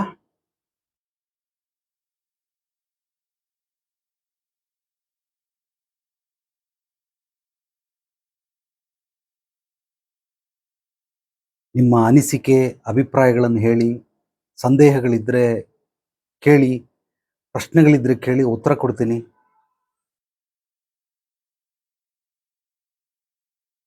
ಎಲ್ಲ ಮಲಗ್ಬಿಟ್ರೆ ಏನು ಒಬ್ರು ಕಮಿಕ್ ಅಂತ ಇಲ್ಲಲ್ಲಪ್ಪ. ವೆರಿ ಗುಡ್, ಒಳ್ಳೆ ರೆಸ್ಪೆಕ್ಟ್. ನಮಸ್ತೆ ಹೇಳಯ್ಯ. ಓಹೋ, ನಮಸ್ತೆ ಮಿತ್ರ, ಬಹಳ ದಿವಸಗಳಾಗಿತ್ತಲ್ಲಯ್ಯ. ಸೂಪರಪ್ಪ, ಚೆನ್ನಾಗಿದ್ದೀನಿ ಮಿತ್ರ. Okay okay. ಇದನ್ನ ನಾಳೆ ಸಾಯಂಕಾಲ 7 ಗಂಟೆಗೆ ಯೂಟ್ಯೂಬಲ್ಲಿ ಅಪ್ಲೋಡ್ ಮಾಡಿರ್ತೀನಿ. ಗ್ರೂಪಲ್ಲಿ ಇದ್ದೀರಾ ತಾನೇ? ಮತ್ತೆ ಇದು ಹೆಂಗ ಅಟೆಂಡ್ ಆಗಿದ್ದು? Okay okay, fine. ಸೊ ಹಂಗಿದ್ರೆ ಖಂಡಿತವಾಗ್ಲೂ ಆ ಗ್ರೂಪಲ್ಲಿ ನಾನು ಇದನ್ನ ಹಾಕಿರ್ತೀನಿ. ಇಂಡಿವಿಜುವಲ್ ಆಗಿ ಕಳ್ಸೋಕ್ಕಾಗಲ್ಲ, ಸುಮಾರು ಜನ ಕೇಳ್ತಾರೆ. ಗ್ರೂಪಿಗೆ ಸೇರ್ಕೊಳ್ಳಿ. ಆ ಗ್ರೂಪಲ್ಲಿ ನಾನು ನಿಮ್ಗೆ ಲಿಂಕ್ ಕಳಿಸ್ತೀನಿ, ನೀವು ನೋಡ್ಕೊಳ್ಬೋದು. ಓಕೆ, ಖಂಡಿತವಾಗ್ಲಪ್ಪ, ಬನ್ನಿ ಬನ್ನಿ, ಖಂಡಿತವಾಗಿ ಬಂದು ಭೇಟಿ ಮಾಡಿ. ಧನ್ಯವಾದ. ಎಸ್, ನಮಸ್ತೆ ಗುರುಗಳೇ. ನಮಸ್ತೆ ಗುರುಗಳೇ, ಅದೇ ಲಾಸ್ಟ್ ಸೆಷನ್ ಅಲ್ಲಿ ಮೀನಿಂಗ್ ಹೇಳ್ತೀನಿ ಅಂದಿದ್ದೆ. ಓಕೆ, ಏನು ಅರ್ಥ ಹೇಳಲಿ? ಫಸ್ಟ್ ಪ್ರಶ್ನೆ ಕಂಪ್ಲೀಟ್ ಮಾಡ. ಲಾಸ್ಟ್ ಸೆಷನ್ ಅಲ್ಲಿ ಮೀನಿಂಗ್ ಉತ್ತರವನ್ನ ಈ ಸೆಷನ್ ಕೊಡ್ತೇನೆ ಅಂತ ಹೇಳಿದ್ರಿ. ಏನ್ ಚೇರ್ಸ್ ಅದು? ಚೇರ್ಸ್ ಪದದ ಅರ್ಥ ಅಲ್ಲ, ಏನಕ್ಕೆ ಚೇರ್ಸ್ ಏನಕ್ಕೆ ಮಾಡ್ತಾರೆ? ಒಂದು ಯೂನಿಟಿಗೆ ಜೊತೆ ಸೇರಿರೋ ಸಂಭ್ರಮ, ಖುಷಿಗೋಸ್ಕರ. ನೀನು ನನಗೆ ಇಂಡೈರೆಕ್ಟ್ ಆಗಿ ಪ್ರಶ್ನೆ ಕೇಳ್ತಾ ಇದೀಯ. ಮೂಲ ಪ್ರಶ್ನೆ ಹೇಳು. ಇಲ್ಲಿರೋರ್ಗು ಹೊಸಬ್ರಿಗೆ ಗೊತ್ತಿಲ್ಲ ನೀನ್ ಏನ್ ಕೇಳ್ತಾ ಇದೀಯ ಅಂತ. ಅದ್ ಸಬ್ಜೆಕ್ಟ್ ಹೇಳು. ಸಬ್ಜೆಕ್ಟ್ ಎಲ್ಲ ಕುರಿತು ಚೇರ್ಸ್ ಯಾಕೆ ಮಾಡ್ತಾರೆ ಅನ್ನೋದು ಒಂದು ವಿಷಯ ಬಂದಿತ್ತು ಲಾಸ್ಟ್ ಸೆಷನ್. ಓಕೆ, ಫೈನ್, ಹೇಳ್ತೀನಿ. ಎಲ್ಲಾರು ಅವ್ರವ್ರ ಅಭಿಪ್ರಾಯದಲ್ಲೂ ನಮ್ಗೆ ಹೇಳ್ತಾ ಇದ್ರು. ಹೌದು, ಒಬ್ರು ಸಮಾನತೆಗೋಸ್ಕರ ಚೇರ್ಸ್ ಅಂತಾರೆ, ಇನ್ನೊಬ್ರು ಒಂದು ಖುಷಿಗೋಸ್ಕರ ಚೇರ್ಸ್ ಅಂತಾರೆ. ಹಾಗಾಗಿ ನಿಮ್ಮ ಮೂಲ ಉತ್ತರ ಕೊಡ್ತೀನಿ ಅಂತ ಹೇಳಿದ್ರಿ. ಸರಿ, ಓಕೆಪ್ಪ, ತಿಳಿಸ್ತೀನಿ ಖಂಡಿತವಾಗ್ಲು. ಸೊ ಅವ್ನು ಕೇಳ್ತಾ ಇರೋದು ಏನಂದ್ರೆ, ಮೊನ್ನೆ ಲೈವ್ ಮಾಡಿದ್ದೆ, ಒಬ್ಬ ಪ್ರೊಫೆಷ್ನಲ್ ಕುಡ್ಕ ಬಂದಿದ್ದ. ಆ ಕುಡ್ಕನಿಗೆ ಹೇಳ್ದೆ, ಲೇ ನೀನ್ ಅವನೇ ಹೇಳ್ತಾವ ನಾನು ಪ್ರೊಫೆಷ್ನಲ್ ಕುಡ್ಕ ಅಂತ. ನೀನ್ ಪ್ರೊಫೆಷ್ನಲ್ ಕುಡ್ಕ ಆದ್ರೆ ಚಿಯರ್ಸ್ ಏನಕ್ಕೆ ಮಾಡ್ತಾರೆ ಹೇಳು ಅಂತ. ನಾನು ಕುಡಿಯಲ್ಲ, ಬಟ್ ಅದ್ರ ಬಗ್ಗೆ ತಿಳ್ಕೊಂಡಿದ್ದೀನಿ. ಸೊ ಅವ್ನು ಹೇಳು ಅಂದರೆ ಹೇಳಲಿಲ್ಲ. ಚಿಯರ್ಸ್ ಏನಕ್ಕೆ ಮಾಡ್ತಾರೆ ಗೊತ್ತಿಲ್ಲ. ಅದ್ರದ್ದು ಹಿನ್ನೆಲೆ ಏನು ಅಂತಂದರೆ ಅವ್ನು ಕೇಳ್ತಾ ಇರೋದು ಪ್ರಶ್ನೆಗೆ ಉತ್ತರ ಅದೇನೆ. ಅತ್ತೆಗೆ ಒಂದು ಚಿಂತೆ, ಸೊಸೆಗೆ ಒಂದು ಚಿಂತೆ. ನಾನು ವ್ಯಾಪಾರದ ಬಗ್ಗೆ ಹೇಳ್ತಾ ಇದ್ರೆ ಅವ್ನು ಚಿಯರ್ಸ್ ಬಗ್ಗೆ ಕೇಳ್ತಾನೆ. Anyway, good, wonderful. ಸೊ ಅದರ ಅರ್ಥ ಏನು ಅಂತಂದರೆ, ಆ ಕುಡಿತಾರಲ್ಲ ಆ ಕುಡುಕರಿಗೆ ಅದ್ರ ಹಿನ್ನೆಲೆ ಅಂದರೆ ಇದು ಆಧ್ಯಾತ್ಮಿಕವಾದ ಉತ್ತರ, ಇದು ಲೌಕಿಕವಾಗಿ ನಿಮಗೆ ಸಿಗೋದಿಲ್ಲ. ಕುಡಿಬೇಕಾದ್ರೆ ಆ ಡ್ರಿಂಕ್ಸ್ ನಾಲ್ಗೆಗೆ ಟೇಸ್ಟ್ ಕೊಡ್ತದೆ. ಒಂದು ಕಣ್ಣು ಕಾಣಿಸ್ತದೆ ಬಣ್ಣ, ಅದೇನೋ ರಮ್ಮು, ವಿಸ್ಕಿ, ಇನ್ನೊಂದೇನೋ ಬ್ರ್ಯಾಂಡಿ ಇರ್ತದೆ, ಅದು ಕಣ್ಣು ಕಾಣಿಸ್ತದೆ. ಸ್ಮೆಲ್ಲು ಆ ಗಮ್ ಅಂತ ಅದು ಸ್ಮೆಲ್ ಬರ್ತದೆ, ಅದು ಡ್ರಿಂಕ್ಸ್ದೇ ಒಂಥರ ಸ್ಮೆಲ್ಲು. ಎರಡನೇದು ಬಂದು ಸ್ಪರ್ಶ ಮಾಡ್ತಾರೆ, ಅದೇನೋ ಶಾಸ್ತ್ರ ಮಾಡ್ತಾರೆ, ಹಿಂಗೆ ಈ ಕಡೆ ಒಂದು ಹಾಕು, ಈ ಕಡೆ ಒಂದು ಹಿಂಗೆಲ್ಲ ಮಾಡ್ಕೋತಾರೆ. ಇದಾಯ್ತು ಅಂದರೆ ಸ್ಪರ್ಶ ಸಿಕ್ಬಿಡ್ತು. ಈ 5 ಪಂಚೇಂದ್ರಿಯಗಳಲ್ಲಿ 4 ಇಂದ್ರಿಯಗಳಿಗೆ ತೃಪ್ತಿ ಆಗುತ್ತೆ. ರುಚಿ ಸಿಕ್ತು, ಸ್ಮೆಲ್ ಬಂತು, ಕಣ್ಣಿಗೆ ಸಿಕ್ತು, ಈಗ ಸ್ಪರ್ಶನೂ ಹೋಗಿತ್ತು, ಕಿವಿಗೆ ಸಿಕ್ಲಿಲ್ಲ.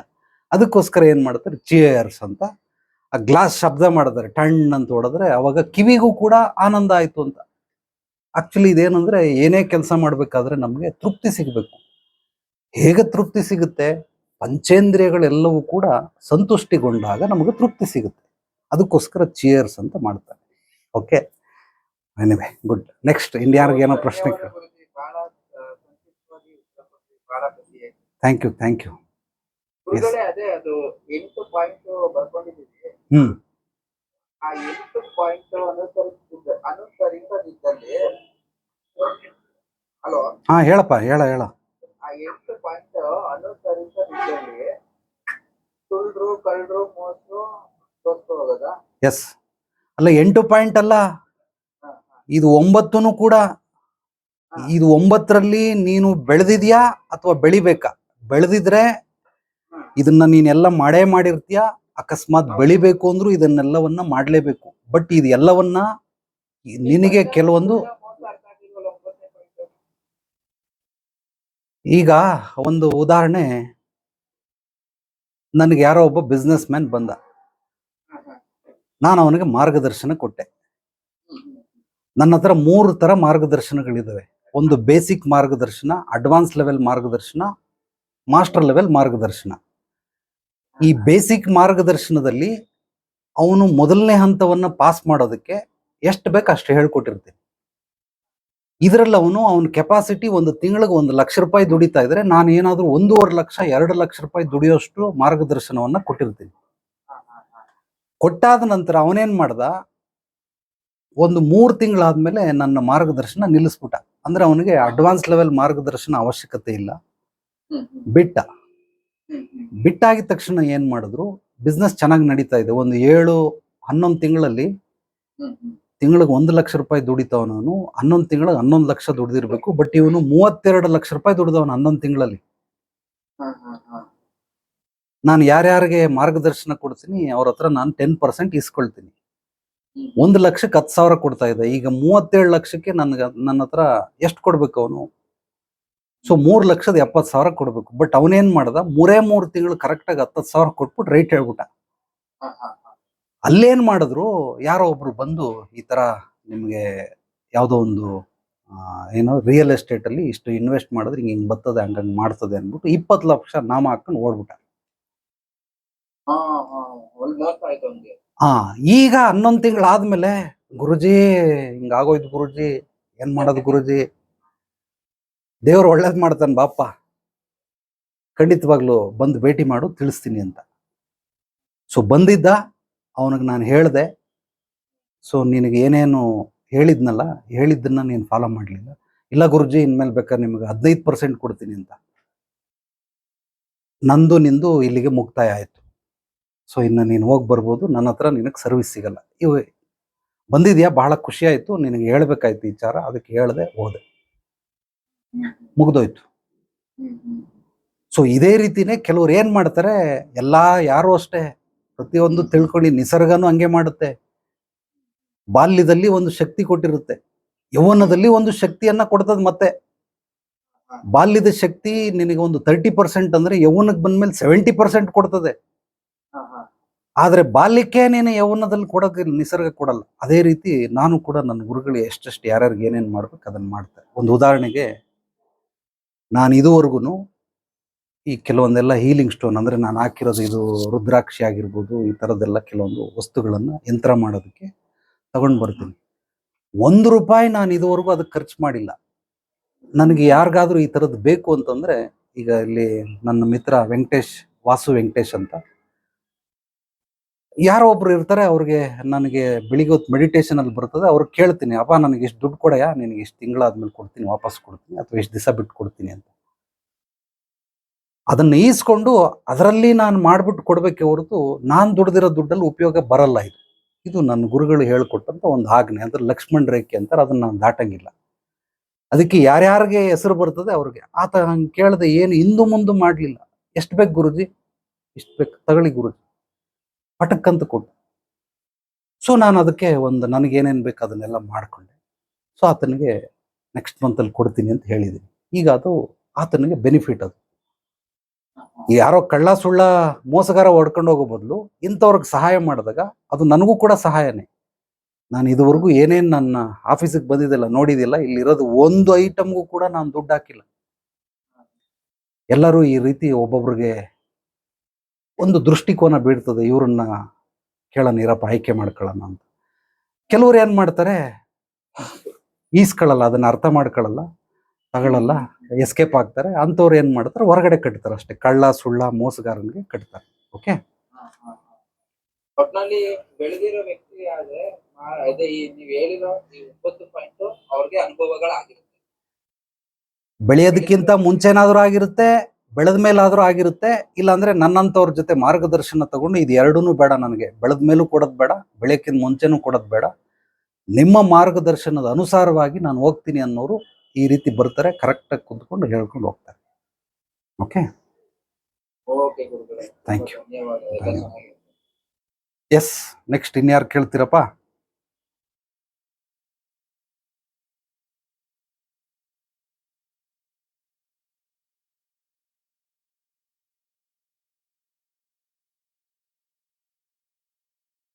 ಇನ್ಯಾರಿಗೂ ಏನು ಕೇಳೋದಿಲ್ವಾ? ಕೇಳಲಿಲ್ಲ ಅಂದ್ರೆ ನಾನು ನಿರ್ಗಮಿಸ್ತೀನಿ.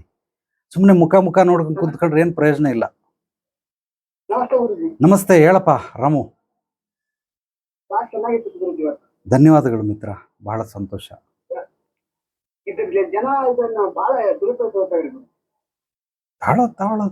ತಗೊಳ್ತಾರೆ, ಬೆಳೆಯೋರು ಬೆಳಿತಾರೆ, ಉಪಯೋಗಿಸ್ಕೊಳ್ಳೋರು ಉಪಯೋಗಿಸ್ಕೊಳ್ತಾರೆ. ಸೊ ಹಂಗಾಗಿ ಅವ್ರವ್ರ ಇಚ್ಛೆ.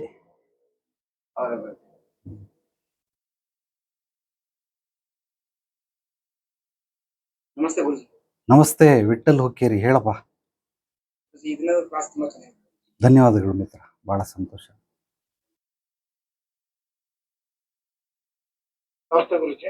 ನಮಸ್ತೆ ಮೋಹನ್. ನೀವು ಹೇಳಿದ್ದು ಪಾಯಿಂಟ್ ಬೈ ಪಾಯಿಂಟ್ಸ್ ಬಹಳ ಅದ್ಭುತವಾಗಿ ಹೇಳ್ಕೊಟ್ರಿ ಗುರುಜಿ. ಆದ್ರೆ ಇದನ್ನ ಫಾಲೋ ಮಾಡಿ ಮತ್ತೆ ಅದನ್ನ ಮರೆತು ಎಡವಿ ಅದೇ ತಪ್ಪಿಗೆ ಮಾಡ್ತಾರಲ್ಲ ಗುರುಜಿ, ಇಂಥವ್ರಿಗೆ ಏನ್ ಹೇಳ್ತೀರಾ ಗುರುಜಿ? ಅದೇ ಇವ್ರಿಗೇನು ಅಂದ್ರೆ, ನಾನು ಹೇಳೋದು ಬಹಳ ಸುಲಭ. ಅದು ಎಲ್ಲರೂ ನಾನು ಏನೇನು ಹೇಳ್ತಾ ಇದ್ದೀನಿ, ನನ್ನನ್ನು ನಾನು ಪ್ರಮೋಟ್ ಮಾಡ್ಕೊಳ್ತಾ ಇದ್ದೀನಿ ಅಂತ ಹೇಳ್ಕೊಳ್ತಾರೆ. ನನ್ನನ್ನು ನಾನು ಪ್ರಮೋಟ್ ಮಾಡ್ತಾ ಇಲ್ಲ.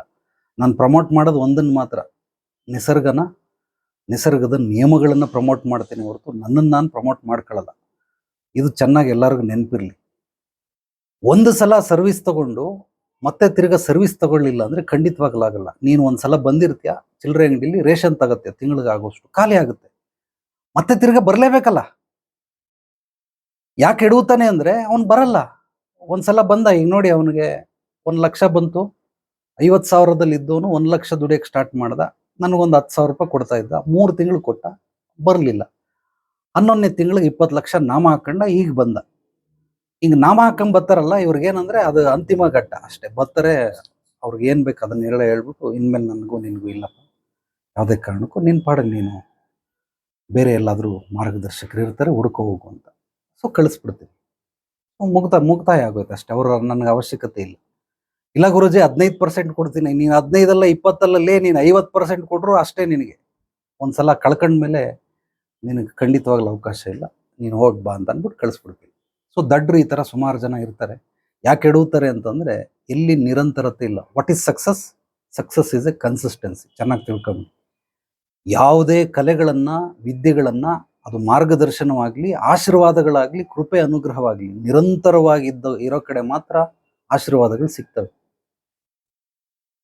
ಒಂದು ಒಂದು ಉದಾಹರಣೆ, ಯಾರೋ ಒಬ್ಬ ಅವನಿಗೆ ಏನಾದ್ರು ಇಂಪೋರ್ಟ್ ಎಕ್ಸ್ಪೋರ್ಟ್ ಮಾಡ್ತಾನೆ. ಅಪ್ಪ ಅಮ್ಮ ಊರಲ್ಲಿದ್ದಾರೆ, ಅಂದ್ರೆ ಅವನಿರೋದು ಬೆಂಗಳೂರಲ್ಲಿ, ಅವನ ಊರೆಲ್ಲ ಇಲ್ಲಿ ಚಿತ್ರದುರ್ಗದ ಹತ್ರ ಯಾವುದೋ ಒಂದು ಊರು. ನಾನು ಅವನಿಗೆ, ನೋಡೋ, ಪ್ರತಿ ತಿಂಗಳು ನಿಮ್ಮ ಅಪ್ಪ ಅಮ್ಮನಿಗೋಗಿ ಆಶೀರ್ವಾದ ತಗೊಂಬಾರೋ, ಖಂಡಿತವಾಗ್ಲೂ ನಿನ್ನ ಬಿಸ್ನೆಸ್ ಚೆನ್ನಾಗಿ ಅಭಿವೃದ್ಧಿ ಆಗುತ್ತೆ. ಇದನ್ನ ಮರಿಬೇಡ. ಅಂದ್ರೆ ನಾನು ನಿನಗೆ ಸಹಾಯ ಮಾಡ್ತೀನಿ, ನಿನ್ಗೆ ಏನೇನು ಬೇಕು ಹಿನ್ನೆಲೆ ಆಗಿರ್ತೀನಿ. ಬಟ್ ನಿನ್ಗೆಲ್ಲೋ ಒಂದು ಕಡೆ ಮಿಸ್ ಹೊಡಿತಾ ಇದೆ, ನಿನ್ನ ಬ್ಲಾಕೇಜಸ್ಗಳಿಗೆ ಅಪ್ಪ ಅಮ್ಮನ ಆಶೀರ್ವಾದ. ತಿಂಗಳಿಗೆಲ್ಲ ಹೋಗೋಕ್ಕಾಗಲ್ಲ ಗುರುಜಿ.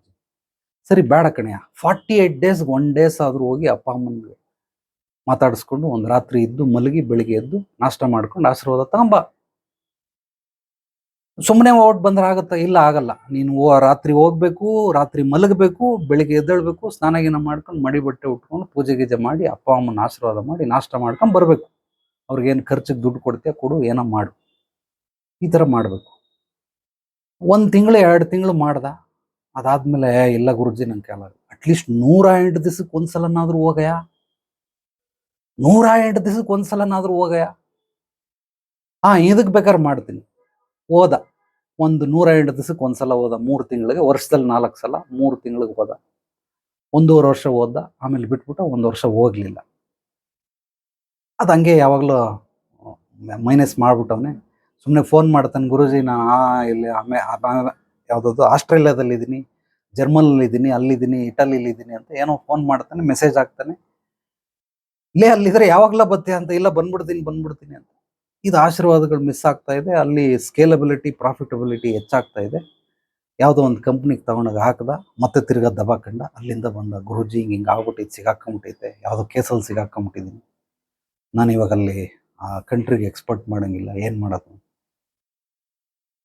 ಸೊ ಯಾಕೆ ಹಿಂಗಾಗುತ್ತೆ ಅಂತಂದ್ರೆ, ನಿಮಗೆ ಏನು ಮಿಸ್ ಹೊಡಿತಾ ಇದೆ ಅನ್ನೋದು ಕಂಡುಹಿಡಿಯೋದು ನನ್ನ ಕೆಲಸ, ಅದನ್ನ ಹೇಳೋದು. ಈಗ ನಾನೀಗ ಉದಾಹರಣೆ ಕೊಟ್ಟಿದ್ದೀನಿ ಅಂತ ಅಂದ್ಬಿಟ್ಟು ಎಷ್ಟೋ ಜನ ಮುಟ್ಟಾಳ್ರಿ ಏನ್ ಮಾಡ್ತಾರೆ, ಗುರುಜಿ ಹೇಳಿದ್ರೆ ನಾನು ನಮ್ಮ ಅಪ್ಪ ಅಮ್ಮನ ಹತ್ರ ಹೋಗಿ ಆಶೀರ್ವಾದ ತಗೊಂಡ್ಬಿಡ್ತೀನಿ. ಇದು ಎಲ್ರಿಗೂ ಅನ್ವಯ ಅಲ್ಲ. ಅವನ ಒಂದು ಸಮಸ್ಯೆಗಳು, ಅವನ ಪೂರ್ವಾಪರಗಳಲ್ಲಿ ಏನೋ ಒಂದು ಮೈನಸ್ ಇದೆ. ಆ ಮೈನಸ್ ಇರೋದನ್ನ ಪ್ಲಸ್ ಮಾಡೋದಕ್ಕೋಸ್ಕರ ನಾನು ಅದನ್ನ ಹೇಳಿದ್ದೀನಿ. ಎಷ್ಟೋ ಜನ ಹಿಂಗೆ ಮಾಡ್ತಾರೆ. ನಾನು ಯಾರಿಗೋ ಹೇಳ್ತಾ ಇದ್ರಿ, ಎಕ್ಸಾಂಪಲ್ ಕೊಟ್ರೆ, ಗುರುಜಿ ಹೇಳೋರೆ ಹಿಂಗೆ ಮಾಡ್ಬೇಕು ಅಂದ್ಬಿಟ್ಟು ಅಲ್ಲಿ ಹೋಗ್ಬಿಟ್ಟು ಮಾಡ್ಬಿಟ್ಟು, ಅವ್ರಿಗೆ ಅದು ಅವಶ್ಯಕತೆ ಇಲ್ಲ. ಈಗ ಅವನು ಹೆಂಗೆ ಮಕ್ಕಳಿಲ್ಲದವನು ಎಲ್ಲರಿಗೂ ವಸ್ತ್ರ ಆಹಾರ ಕೊಡ್ತಾವನೆ, ಪಾಪ ಸಹಾಯ ಮಾಡ್ತಾವನೆ, ಹೃದಯವಂತ. ಬಟ್ ಅದು ಸಮಸ್ಯೆಗೆ ಪರಿಹಾರ ಆಗೋದಿಲ್ಲ. ಸಮಸ್ಯೆಗಳಿಗೆ ಪರಿಹಾರನೇ ಬೇರೆ. ಸೊ ಸಹಾಯನೇ ಸೂಕ್ತವಾಗಿರ್ಬೇಕು. ಸರಿಯಾಗಿರುವಂಥ ಜಾಗದಲ್ಲಿ ಬಾಣ ಬಿದ್ದರೆ ಅದು ನಮಗೆ ಫಲ ಕೊಡ್ತದೆ. ಇಲ್ಲ ಅಂದರೆ ಖಂಡಿತವಾಗ್ಲೂ ಕೊಡೋದಿಲ್ಲ. ಅದಕ್ಕೋಸ್ಕರ ಅವನಿಗೆ ಅದನ್ನು ಮಾಡುವಂಥ ಈಗಲೂ ಕಾಲ ಮಿಂಚಿಲ್ಲ. ನೀನು ಮಾಡಿರೋದಕ್ಕೆ ಆ ಕೋರ್ಟಲ್ಲಿ ಕೇಸ್ ಕ್ಲಿಯರ್ ಆಗ್ಬೇಕಂದ್ರೆ ಸೂಕ್ಷ್ಮವಾಗಿ ನನಗೆ ಏನು ಬೇಕು ನಾನು ಮಾಡಿಕೊಡ್ತೀನಿ. ಬಟ್ ಪ್ರತಿ ದಿವಸ ನೀನು ಕಾಲ ಮಿಂಚೋಗೋವರೆಗೂ, ಈಗ ಹೆಂಗಿದ್ರು ಕೆಲಸ ಮಾಡೋಕ್ಕಾಗಲ್ಲ, ನೀನು ಮನೇಲಿರು. ದಿನ ನಾನು ಏನು ಕೆಲಸ ಹೇಳಿದ್ದೆ ಅದನ್ನು ಮಾಡ್ತಾ ಹೋಗು.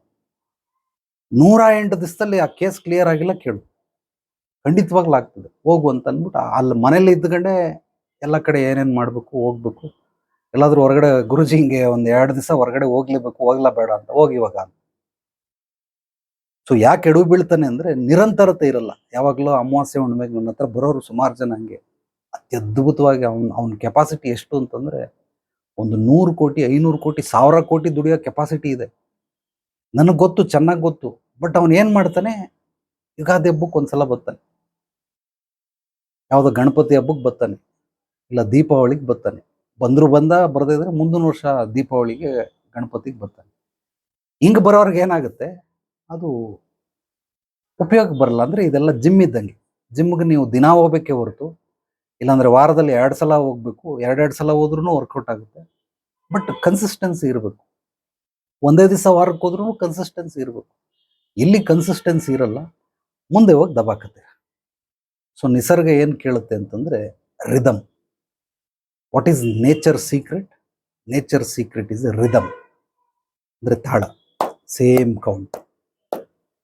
ಯಾರ್ಯಾರೆಲ್ಲ ಈ ತಾಳದ ಒಂದು ಮಹತ್ವವನ್ನ, ಸತ್ವವನ್ನ ತಿಳ್ಕೊಂಡಿರ್ತಾರೆ, ಇವರು ಅದ್ಭುತವಾಗಿ ಬೆಳೀತಾ ಇರ್ತಾರೆ. ಅಲ್ಲಿ ಏನಾದರೂ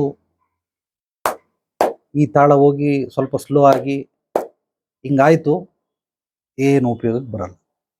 ತಾಳ ಮಿಸ್ ಆಯ್ತು ಅಂದ್ರೆ ಹೋಯ್ತು. ತಬಲಾ ಹಾರ್ಮೋನಿ ಒಬ್ಬ ಹಾಡು ಹೇಳ್ತಾವನೆ, ತಬಲ್ದವನು ಎಡವಟ್ ಮಾಡ್ದ ಅದು ಕೆಟ್ಟೋಯ್ತು, ಹಾರ್ಮೋನಿಯಂ ಎಡವಟ್ ಮಾಡ್ದ ಕೆಟ್ಟೋಯ್ತು, ಸಿಂಗರ್ ಎಡವಟ್ ಮಾಡ್ದ ಕೆಟ್ಟೋಯ್ತು.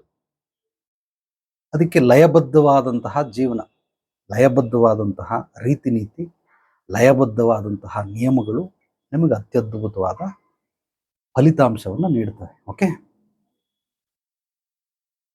Thank you Guruji. Welcome. S,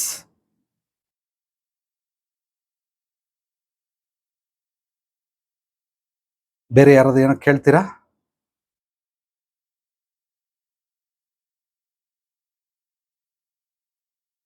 okay ಸ್ನೇಹಿತರೆ, ಎಲ್ರಿಗೂ ಒಳ್ಳೇದಾಗ್ಲಿ. ನಾಳೆ ಮತ್ತೆ ಭೇಟಿಯಾಗೋಣ ಮತ್ತಷ್ಟು ಸತ್ವಭರಿತ ವಿಚಾರಗಳೊಂದಿಗೆ. ಎಲ್ಲರೊಳಗಡೆಗಿರುವ ಭಗವಂತನಿಗೆ ನನ್ನ ಭಕ್ತಿಪೂರ್ವ ಪ್ರಣಾಮಗಳು. ಸರ್ವೇ ಜನೋ ಸುಖಿನೋ ಭವಂತು. ಶುಭರಾತ್ರಿ. ಧನ್ಯವಾದಗಳು. ಧನ್ಯವಾದಗಳು. ಧನ್ಯವಾದಗಳು. ಧನ್ಯವಾದಗಳು. ಧನ್ಯವಾದಗಳು ಗುರುಜಿ. ಧನ್ಯವಾದಗಳು. ಧನ್ಯವಾದಗಳು. ಧನ್ಯವಾದಗಳು. ಧನ್ಯವಾದಗಳು. ಧನ್ಯವಾದ. ಓಕೆ ಸ್ನೇಹಿತರೆ, ನಾನು ನಿರ್ಗಮಿಸ್ತಾ ಇದ್ದೀನಿ. ಓಂ ಶ್ರೀ ಗುರುಭ್ಯೋ ನಮಃ.